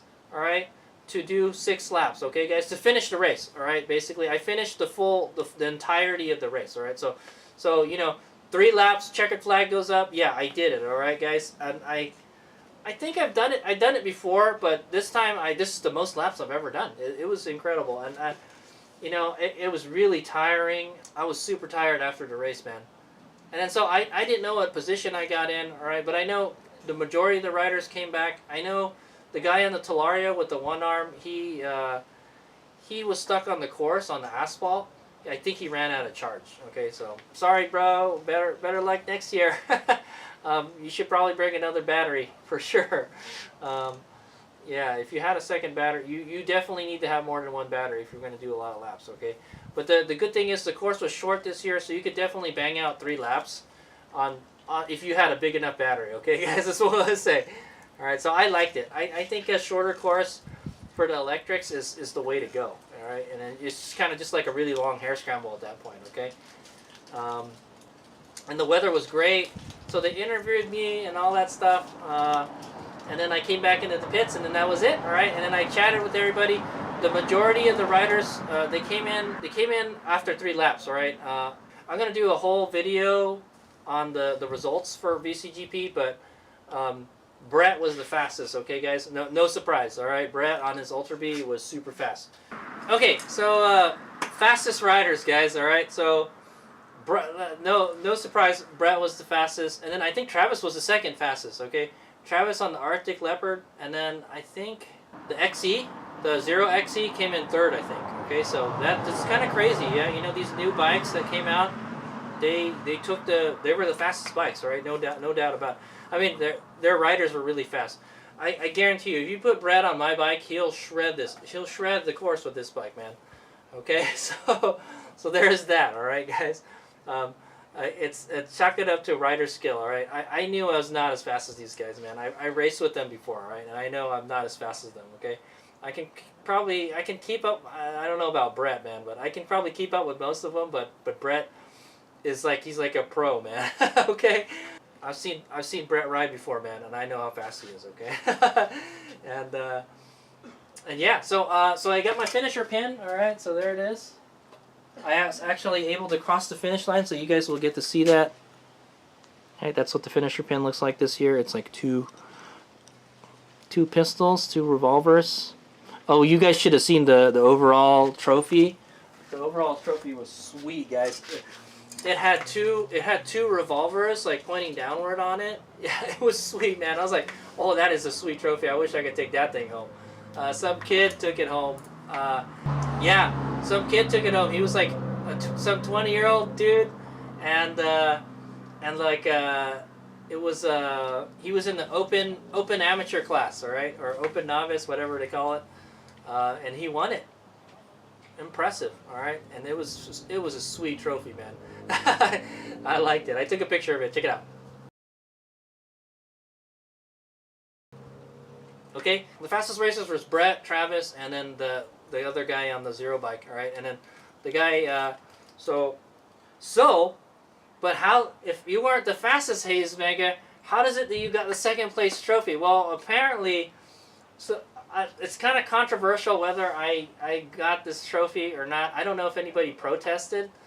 I might have protested. I don't know, but ever since the beginning of the electric class, they had a rule saying you only had to do 3 laps to finish the race, and you could continue to do the race if you still have charge, all right? So that's what I did. All right, I did my 3 laps, and then I just kept on going. All right, it's because I still had charge. I'm all like, I brought 3 batteries. I'm gonna use them. Okay, but I was not the fastest on 3 laps. Okay, I was actually 6th place. All right, after 3 laps. However, they went for who did the most laps. Okay, guys. So they did it that way. I guess maybe they need to make it more clear. Okay, but from what I understand is that after 3 laps, that's the end of your race, and then your accumulated time, that's your time. All right. So I would have been 6th place after 3 laps. All right. However, if you keep on doing laps, then you pass everybody. Okay. Apparently, that's how it goes. I guess if you could do more than 3 laps, then if you can ride farther and longer than everybody, right? Longer and farther than everybody, then you can win the race. All right, guys. So guess who won the race? Who got the 1st place? Brian Simmons. All right, the guy who was racing on the XE, dude. Me and him were hella battling, dude. The guy on the other Zero, he was really fast. All right, he was close to Travis. All right. He came in 3rd after 3 laps. He did 4 laps, all right? I think everyone did 3 laps. The other Zero XE did 4 laps, all right? And he told me, like, he could have gone back out. He didn't know that you could keep on going. Because they had like a ton of batteries. They're Zero, man, okay? So they could have kept on going, all right? But however, he stopped after the 4th lap. And then so it was me and Brian racing back and forth for like 6 laps, and guess what? Brian won because he did 7 laps, guys. He did 7 laps, so he outdid me, man. I thought I was going to be the only one to do that many laps, but man, Brian, he showed what that Zero bike could do, man. I am thoroughly impressed with it. All right, it's like I said. Remember, like I said, the Ultra B is like the perfect bike for this race. Well, the XE is kind of like an Ultra B. It's in that kind of, the specs are very similar type of thing. All right, and he proved it that yeah, man, he did really good. He did good against a 250 size dirt bike, man. Okay, I'm not gonna lie, I probably could have gone fast. I'm almost 100% sure tell you, if I was a faster rider, this bike could have gone faster. Okay, guys, especially since we were coming back, we still had 40% charge. All right, I still got 40% charge on the battery, so that tells me you need to ride harder, Merlin. You need to make it so if you're gonna do if you're only gonna do 2 laps on one battery, you need to ride harder so you can use more of the power. Okay, so that's one of the improves. Okay, guys, you gotta ride faster. Okay, if you're coming back with 40% charge, you don't have to. Okay, I'm not gonna lie, that was my strategy. Okay. Ride 1 lap hard, then ride 1 lap easy, okay? Just so I knew I would make it back, right? But seeing how much charge I had when I came back, I was thinking, yeah, you could probably just rode fast both laps, all right? Like I said, this battery can do 24 miles. So that was it, all right? Brian Simmons won it. He got the 1st place. I got the 2nd place. I think that is, so the other guy on the Zero, I forgot his name, man. I'll put a subtitle below. He got 3rd place. I'll have a separate video where I'll go in detail over the results. Okay, guys. And then I think Brett came in 4th, and I think Travis came in 5th, and I think they all got trophies. So okay, I think they had trophies all the way up to 5th place. Maybe, I'm not 100%. I didn't see Brett or Travis at the award ceremony, so I don't know, man. Do they even care? I don't know, man. All right, but I'm not gonna lie. There's been times where they haven't given the trophy back. All right, like I don't normally get to show you the trophy after the race because they still have to make it and they have to send it to me. Okay, and it takes like half a year for that to happen, and then I have to make another video later. So I don't have to do it now. All right, guys. So this is the trophy, guys. All right. So this is for all my hard work. Okay, that's the trophy, and that's the finisher pin. Okay, I think the no, the finisher pin, it's different. It's due to, I think the T-shirt has this. That's what the trophy looks like. All right, but that's it. Okay. 2nd place again, 2 years in a row. Okay, so I got, I think my first race, I got a 3rd place. I think the second race, I got a yeah, the second race I did, I got 1st place on the second race. And then I got 2nd place last year, and I got 2nd place this year. So I'm a 3-1-2-2. All right. So, but so far, HadesOmega has been able to stay on the podium for 4 years now. Okay, guys. And this is my 1st year doing it on a different bike, WR250E. Boy, am I glad I brought this bike and not the Light B, especially for this race. Would I have mind racing the Light B in this race? You know what? I think the Light B would have done okay, but I didn't want to get it all muddy and all that stuff. The Light B doesn't do very good in mud, okay? I don't want to get that bike muddy. Plus the forks, they're not very, you know, the forks get all scratched up with mud and everything if it packs in there. I didn't get the bike too muddy. It doesn't look nearly as bad as the guys that were racing on Saturday, guys. Okay? But I would rather ride this bike in mud than the Light B, okay? I would rather ride the Light B in slower stuff than this bike. This bike is a little harder to handle, okay? But it's more stable. It's less tiring riding this, and it has proper motorcycle ergonomics, right? It's got a proper dirt bike ergonomics, all right, guys? It may not share. It doesn't really share any parts with the WR or the YZ, okay, guys?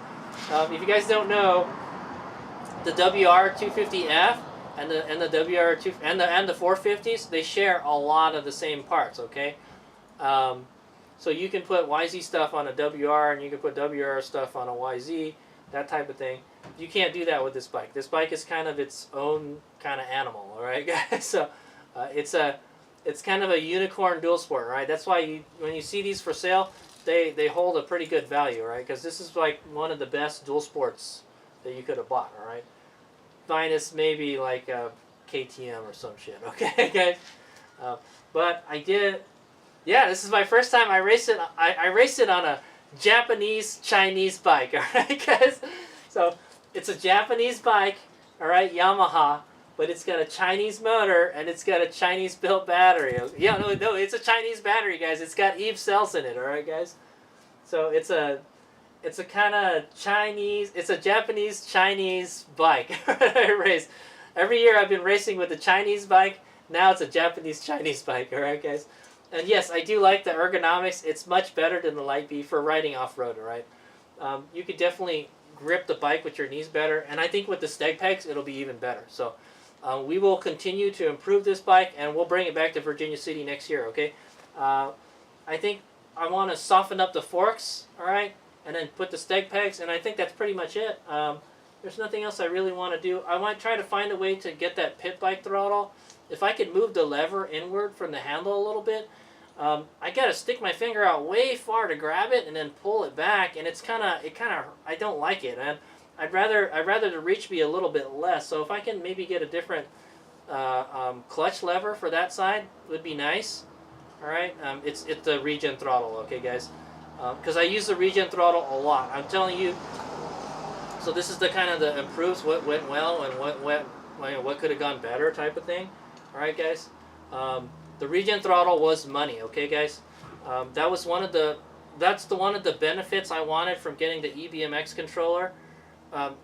This had a far driver controller on it, and it had like no regen at all. Okay, and having the regen, it allows you to go farther. Okay, guys. If you're strategic with it, you know, you use it a lot, then you can get the bike to go farther. Okay, it makes a huge difference. All right, this bike died with the old setup, with the Mark 1 setup. It died at 15 miles. Okay, guys, I had to push the bike to the finish line. Now we're doing like 25 miles, and because we have to, and I think I know, yes, the battery's better. Okay, guys, it's a little bit bigger battery than the other one, and it's a lower voltage and higher capacity, but we also have regen now. So I definitely feel that when we went from the Mark 1 to the Mark 2, we definitely can go the distance, okay? And it's still pulling like 21, it's pulling 21 kilowatts, guys, okay? This bike was only doing 15 kilowatts before, so it's actually faster than it was before, okay? I just kind of don't like how the EBMX controller, it doesn't play nice with this QS motor very well, okay? It's still got some tuning issues with it. It stutters on takeoff. Okay, that's the only time it really stutters. And if I like get on the throttle really hard, it takes off and it stutters. Okay, hopefully EBMX can fix that out with some tuning. They already gave me. Okay, I shit you not. I'm using a custom motor setup file on this. Okay, guys, it's some guy named Wyatt tuned the QS motor. All right, guys, and so Bridger from EBMX, he sent me this file so I can use it because this bike was having the problem with the back EMF, when it was regenning at really high RPM. Okay, guys, it was doing that. All right, and it was locking up the rear at high speed. And I'm like, no, I can't have it doing that. It's super dangerous. It's dangerous and scary, man. I'm telling you. When I was tuning this bike, it was terrifying, guys. Okay, and I was doing it on public streets too, by the way. All right, yeah. So I got this special tune file from Bridger that was made by this guy named Wyatt. All right, I don't know. But anyway, it's Wyatt's tune file, and it fixed that problem. But then I have the stuttering problem on takeoff. And what I've noticed is that at 72 volts, this thing it does a high voltage fault, and then I lose power. Okay, like it says it's regenning too much. I see the voltage shoot up, and then I guess the battery shuts off or something, or the controller shuts off. It shuts off power to the bike. It still runs, but there's no power. You can't ride the bike, right? So that's kind of annoying. But I just have to remember, just cover the rear brake. Cover the brakes. So just in case if that brake fails, you can grab the regular brakes, okay? And I had to do that for this race. Remember I said when I go down the hill, the bike would lose would regen too much, and then it would kind of, the bike would shut off. I mean, it would you'd lose throttle control and stuff. So I would have to use the mechanical brakes, right? Honestly, I didn't really use the brakes a whole lot at all. I used the regen. The majority, like 90% of my braking out there on the course was with the regen throttle, all right? So that thing is money, all right? So I'd like to make it a little better. How I can make it better is if I just slacken the cable a little bit, if I loosen the cable a little bit, maybe it'll be better, all right? So maybe we can do that. It's kind of a janky setup, all right? So, but I think it works pretty good. Maybe I can modify the lever, pull the lever back a little bit.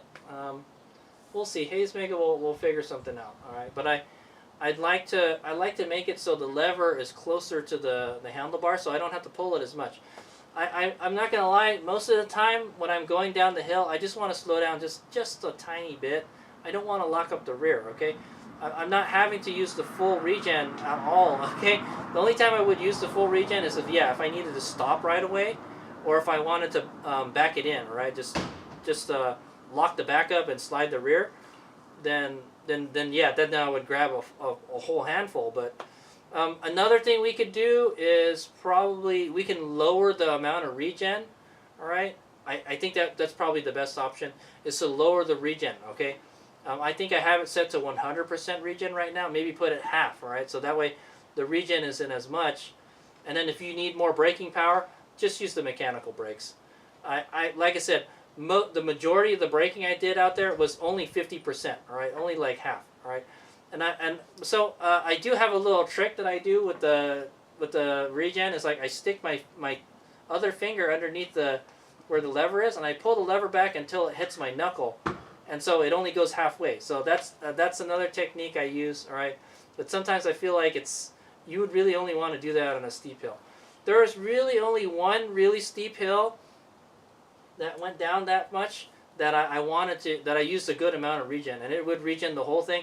I'd be going down there like, oh, we need to slow down, keep it slow, and I've got my finger hovering over that front brake, man, just in case I lose regen. But I never lost regen, all right? Sometimes it does that, like if you overcharge the battery, you'll lose regen, all right? And then you want to catch it with the front brake, all right, or the rear brake. Okay, so that's the nice thing. I have a front brake and a left foot brake. I have redundant brakes. Okay, on the Light Bee I have two levers. Okay, guys, I've got a rear brake lever and a front regen lever. All right, guys. So it's kind of wacky having two levers on the handlebar. Okay, guys. I like this setup much better. Okay, guys. It's less cluttered. I only have the one lever on the left, and I still have a foot brake if I want to use it. All right. And also, I still have a foot brake. If somebody was to hop on this bike and they wanted to ride it and they weren't used to using the handbrake, then they could use the foot brake. All right, they would be more familiar.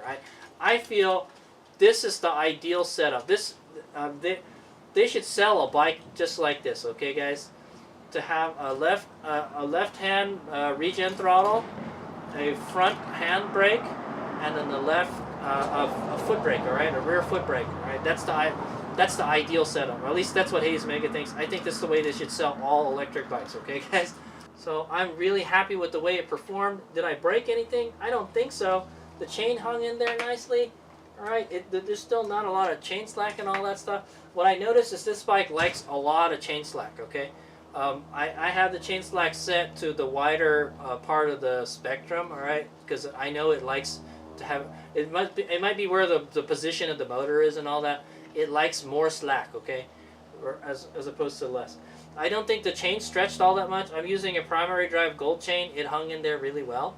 I remember the first time I raced this at Hollister Hills, the chain stretched so much because I had this piece of shit no-name chain on it, and I would hear it when I'm riding around. It would be clack, clack, clack, clack, clack, clack. It would be slapping all over the place. Like the chain almost got so loose it came off with the sprocket, man. So this primary drive chain, very good. All right, I use primary drive chains on the Light B. Okay, the Light B has a primary drive MX race chain, and this has a primary drive MX race chain. All right, the only difference is this one is a 520 chain. Okay, it's beefier than the one that's on the Light B. Okay, yeah, it did great. Maybe I could make the throttle a little snappier so I don't have to twist it as much. Sometimes I'm not going to lie, in the Mode 3, I feel like it's too powerful. Maybe what I might want to do is make it more sensitive throttle, but increase the deadband, maybe put like 5% deadband, alright? But I'm glad I put the deadband in there, because like sometimes you're riding it and you accidentally like twist the throttle a little bit, and it just takes off, right? You feel like you're going to whiskey throttle it, okay? So I don't like that, okay? So, but I felt I could ride the whole lap in Mode 3, no problem, okay? So, like, yeah, sometimes I kind of accidentally whiskey throttle, like I mentioned. That's why I said maybe make the deadband just 1% more, use 5% deadband, okay? So that way you don't accidentally whiskey throttle it. But then, yeah, when you twist it, the power comes on hard, and you don't have to twist it really a lot, all right? Because HadesOmega is getting old. I can't twist that throttle like I used to. I think all my years of traveling on the WR250, doing adventure riding and all this racing and stuff, I've got like a carpal tunnel problem now. Okay, so freaking twist throttle, man. Pretty soon HadesOmega is gonna have to use a paddle throttle. Okay, I don't like paddle throttles. Okay, because HadesOmega rides quads too, man, and yeah, yeah. I'm thoroughly impressed with the bike. All right. The chain was good. I'm glad I've got that skid plate. It helped keep the majority of the mud out of that area. I didn't have problems with the motor overheating. I think the most, I had to shut the bike off so the stats would go away, but I think the most I saw it get was like 130, maybe 140. That's not hot at all. The motor doesn't overheat until 220, all right? The controller never overheated, all right? It was cold out there, guys. We were racing in 30-degree weather, okay, guys? It was really cold, so I didn't have to worry about overheating anything, and I didn't have to worry about dust. That was the best thing about it. All right, guys, there was no dust out there. It was pretty epic, and by the end of the race, it was like pretty much hero dirt. I was having a good time. Sometimes I was just out there by myself, just riding. I'm like, oh, this is so nice. I like this. Yeah. It's like it's kind of like a therapy, you know, type of thing. Okay, so I gotta go clean off all the mud on it. Yeah, we can go take a quick look at the bike, and then HadesOmega will create a separate video where I will go over the results, and then we can compare ourselves to the other riders on the red loop. Okay, guys. But yeah, I took home the second place trophy. I got the finisher pin. I still feel it's kind of controversial whether I got the second place trophy. Honestly, if they were just grading on the first 3 laps, HadesOmega would have been 6th place, and I don't think I would have been on the podium. Right? I think they had trophies up to 5th place, but yeah, I don't think I would have got a trophy at all this year if they had been going by that. Okay, but HadesOmega, HadesOmega had to do something. So I rode the balls off of this bike. All right, I kept on riding it. All right, I didn't stop. All right, until the checker flag went out. So I feel I like having the shorter laps. I think the shorter laps is better, and also.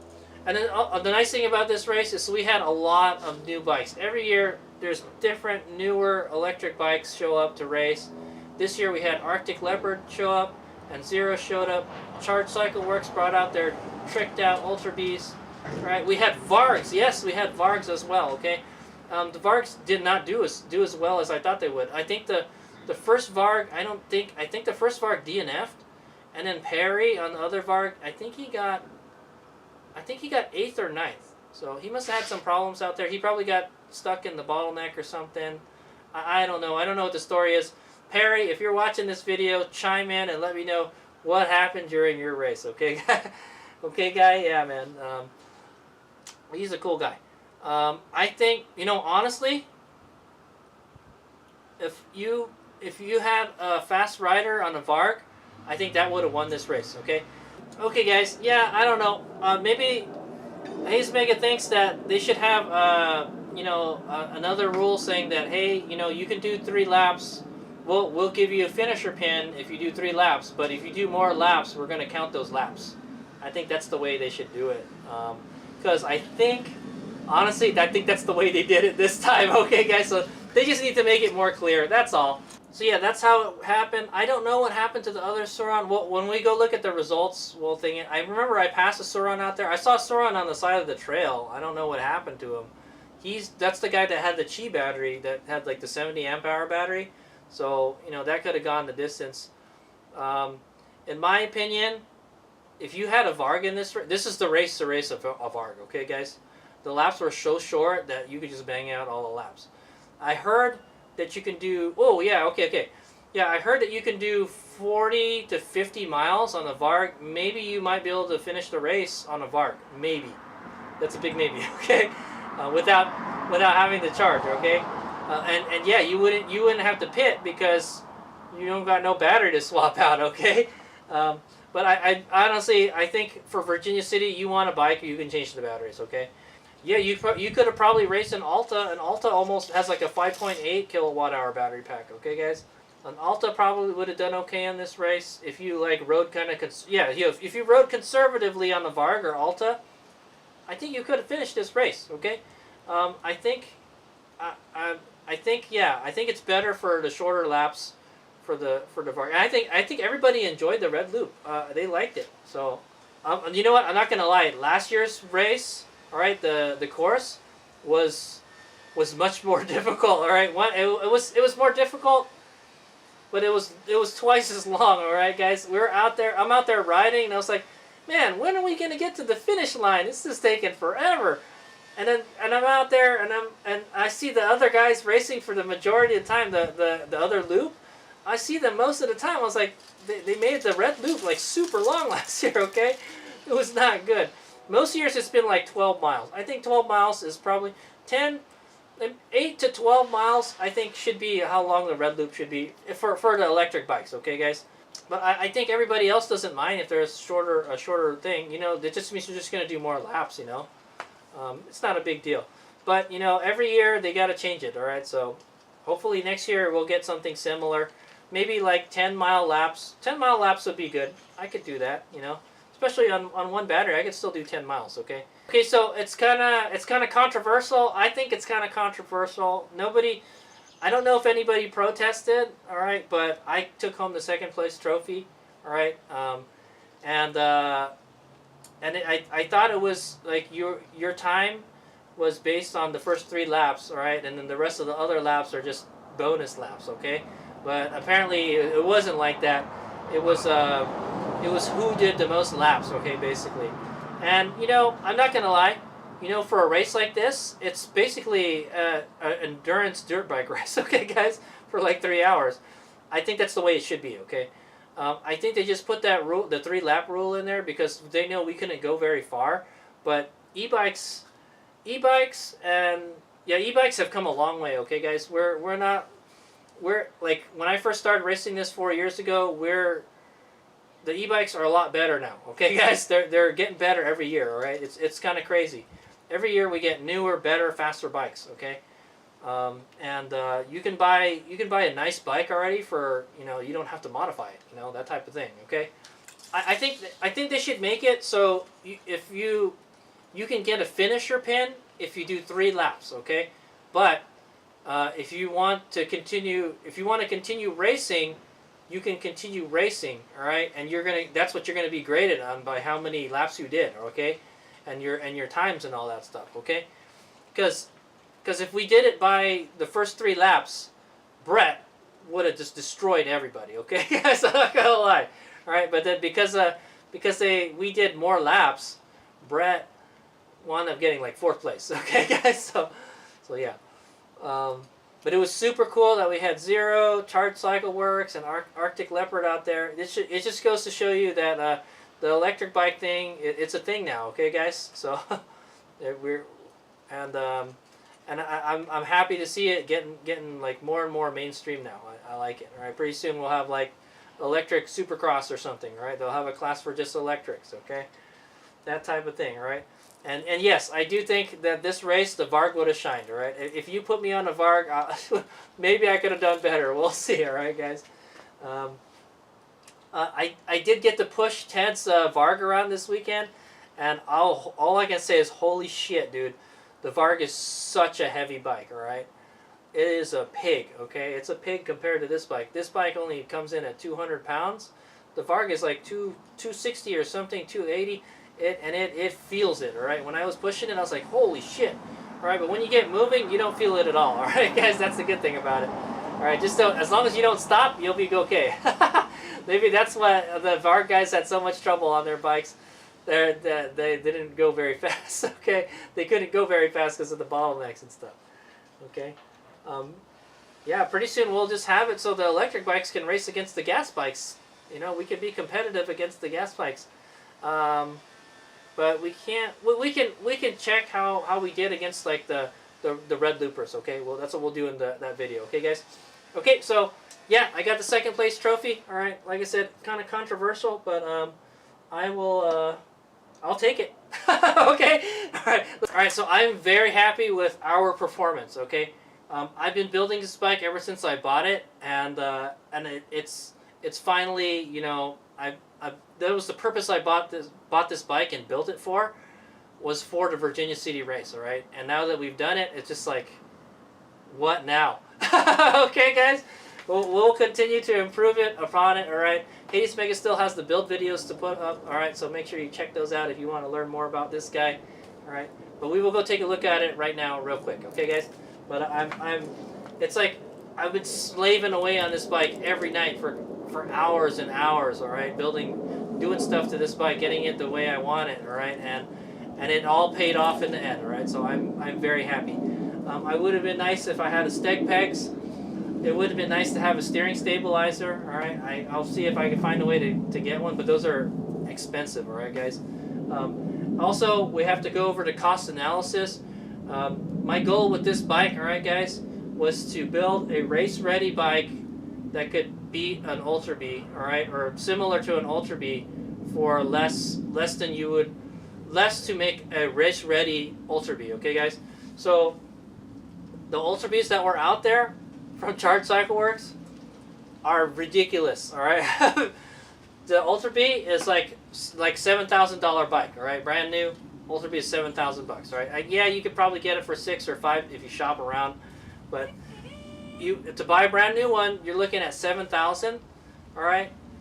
$7,000, all right? And then you need to buy more batteries. The battery is like $3,000, guys, okay? I think it's around $3,000. So you're looking at $11,000 you're going to sink into it to get just another battery. And then that's not even the suspension, all right? The Charged Cycle Work bikes had fully modified Ultra B, okay? Fully modified. Aftermarket battery, all right? That's got to be at least $3,000. More, maybe more, okay? Maybe they had more than one, okay? The aftermarket controller, $1,000. All right, they have the same controller that I have on this bike. All right, the EBMX controller. All right, that's probably the biggest cost I had on the bike was the controller. Okay, guys, they're so expensive. I hope they get cheaper, man. They're only gonna get more expensive with these freaking Trump tariffs, man. Yeah, because the EBMX controllers are made in China, guys. Damn it, I know, right? Everything's gonna go up in price now. And then they probably have upgraded motors for racing too. All right. I think they have the full EBMX package on them, all right, guys? They might. I'm not 100% what Brett and Nate had on their bikes, but I know they're fully modified Ultra B. It's probably, you're looking at more than $10,000. You could buy like a Varg for how much money they put into those Ultra Bs, okay? But the performance is incredible, and you saw it, man. You saw Brett just clean house, man, the first 3 laps, man. It was amazing. I saw Brett take off, and I never saw him again. Okay, that's how freaking awesome the Brett and the Ultra B were. Okay, and yeah. So I think I pretty much accomplished it, but I have to kind of look. I think I'm pretty close to 11. I'm pretty close to 11,000 in this bike. Okay, so I probably, I don't know. I'll have to look at. Well, I'm gonna do a cost comparison video between an Ultra B, right, a race ready Ultra B. Like if I was to set an Ultra B up ready for Virginia City Grand Prix, I'll try to build one, you know, put some prices together, okay, and then we'll compare that to this, okay. But like they had Cirrus suspension on it, all right, guys. That's top of the line suspension. Like you're looking at least $2,000 in suspension upgrades, all right. I don't even want to tell you how much money I sunk into my Light B, you know. And then I could have just bought this thing and I could have done better, okay? So yeah. It's always, I think HadesOmega had the best value for money bike out there, okay, guys? Except for maybe the Light B. The Light B you don't want to race in that course. I raced the Light B for 3 years on that course, and I would rather have this bike, 100%, okay? I don't want to go back to the Light B, okay? The Light B is going to be my mini Supermoto race bike. That's it, okay, guys? Thank you, buddy. You've done your job, all right? You've raced 3 Virginia City Grand Prix. You've been on the podium so many times. Hair scrambles, Supermoto races, flat track races, Grand Prix. You've done it all. Motocross. Yeah, man, you've done it all, and you get a break now, all right? That's why I built this thing, all right? This, what I like about this bike, it's way more robust than the Light B, all right? The Light B probably... My Light B took a beating after the first Virginia City Grand Prix race. I had to replace so much stuff on it. I don't think I got to replace anything. I just got to clean all this mud off the bike, all right? Okay, so yeah, let's go check out the bike. Okay, by the way, guys, so I did 48.5 miles, okay? I rode 48.5 miles on this for Virginia City Grand Prix. So a Varg can do almost 50 miles. So do I think a Varg could have done 6 laps on that course? Yeah, I think if they were riding it really conservatively, they probably could have, okay? Because the Varg has like a 6 kilowatt-hour battery. Nah, you know what? I got more battery than the Varg though. So here's the battery, guys, all right? Each one of these batteries is 2.8 kilowatt hours, all right? So I got 3 of them. So that's 3, 2, 5. Yeah, I've got almost 6 kilowatts. Yeah, I've got pretty much almost... No, I got more than 6. Hold on, let me get my phone. Okay, I got my phone here. All right, so that's at 21.6 kilowatts, 300 amps. We have... from what I know, this is a 2800 watt hours. All right, so that's like 2.8, almost 2.9 actually. So there you go. And we have 3 of them. Okay, so we have 8.6 kilowatt hours of batteries with us, okay? But they're split around 3 packs, okay? So, and we couldn't use up all the power, okay? So there's always going to be some that you can't use up, but that's the beauty of having just a single pack. You can use up all the charge, you know. You don't have extra left in the gas tank, okay, after a lap. Okay, I've still got, like I said, the bike still has 40% charge, okay, guys? So it still has plenty of charge to go places and stuff. I don't even really need to charge them. I could just leave them at that. Alright, guys. So 48 miles. I think a Varg and an Arctic Leopard could have raced this race, all right, and done 6 laps or 5, you know, whatever, you know, however many it could do, all right, and then yeah, it's a kind of superior bike, but it's heavy. Okay, guys, so it's heavy, all right, guys, and this bike is super light compared to that. I think this bike kind of it's kind of the best of both worlds, all right. This bike is lightweight, but it's like a full-size bike, all right. So I've got 200 pounds of bike, and most of the weight is like on the middle of the bike. There's no weight, there's no gas in the gas tank, all right. There's no exhaust high up here. All the weight is situated right here, and this bike was just a dream to ride out there, all right. I was having a moment out there riding this bike. Okay, guys, I was having moments. I was like, fuck, this is awesome. All right, and it's street legal, guys. It's got a license plate.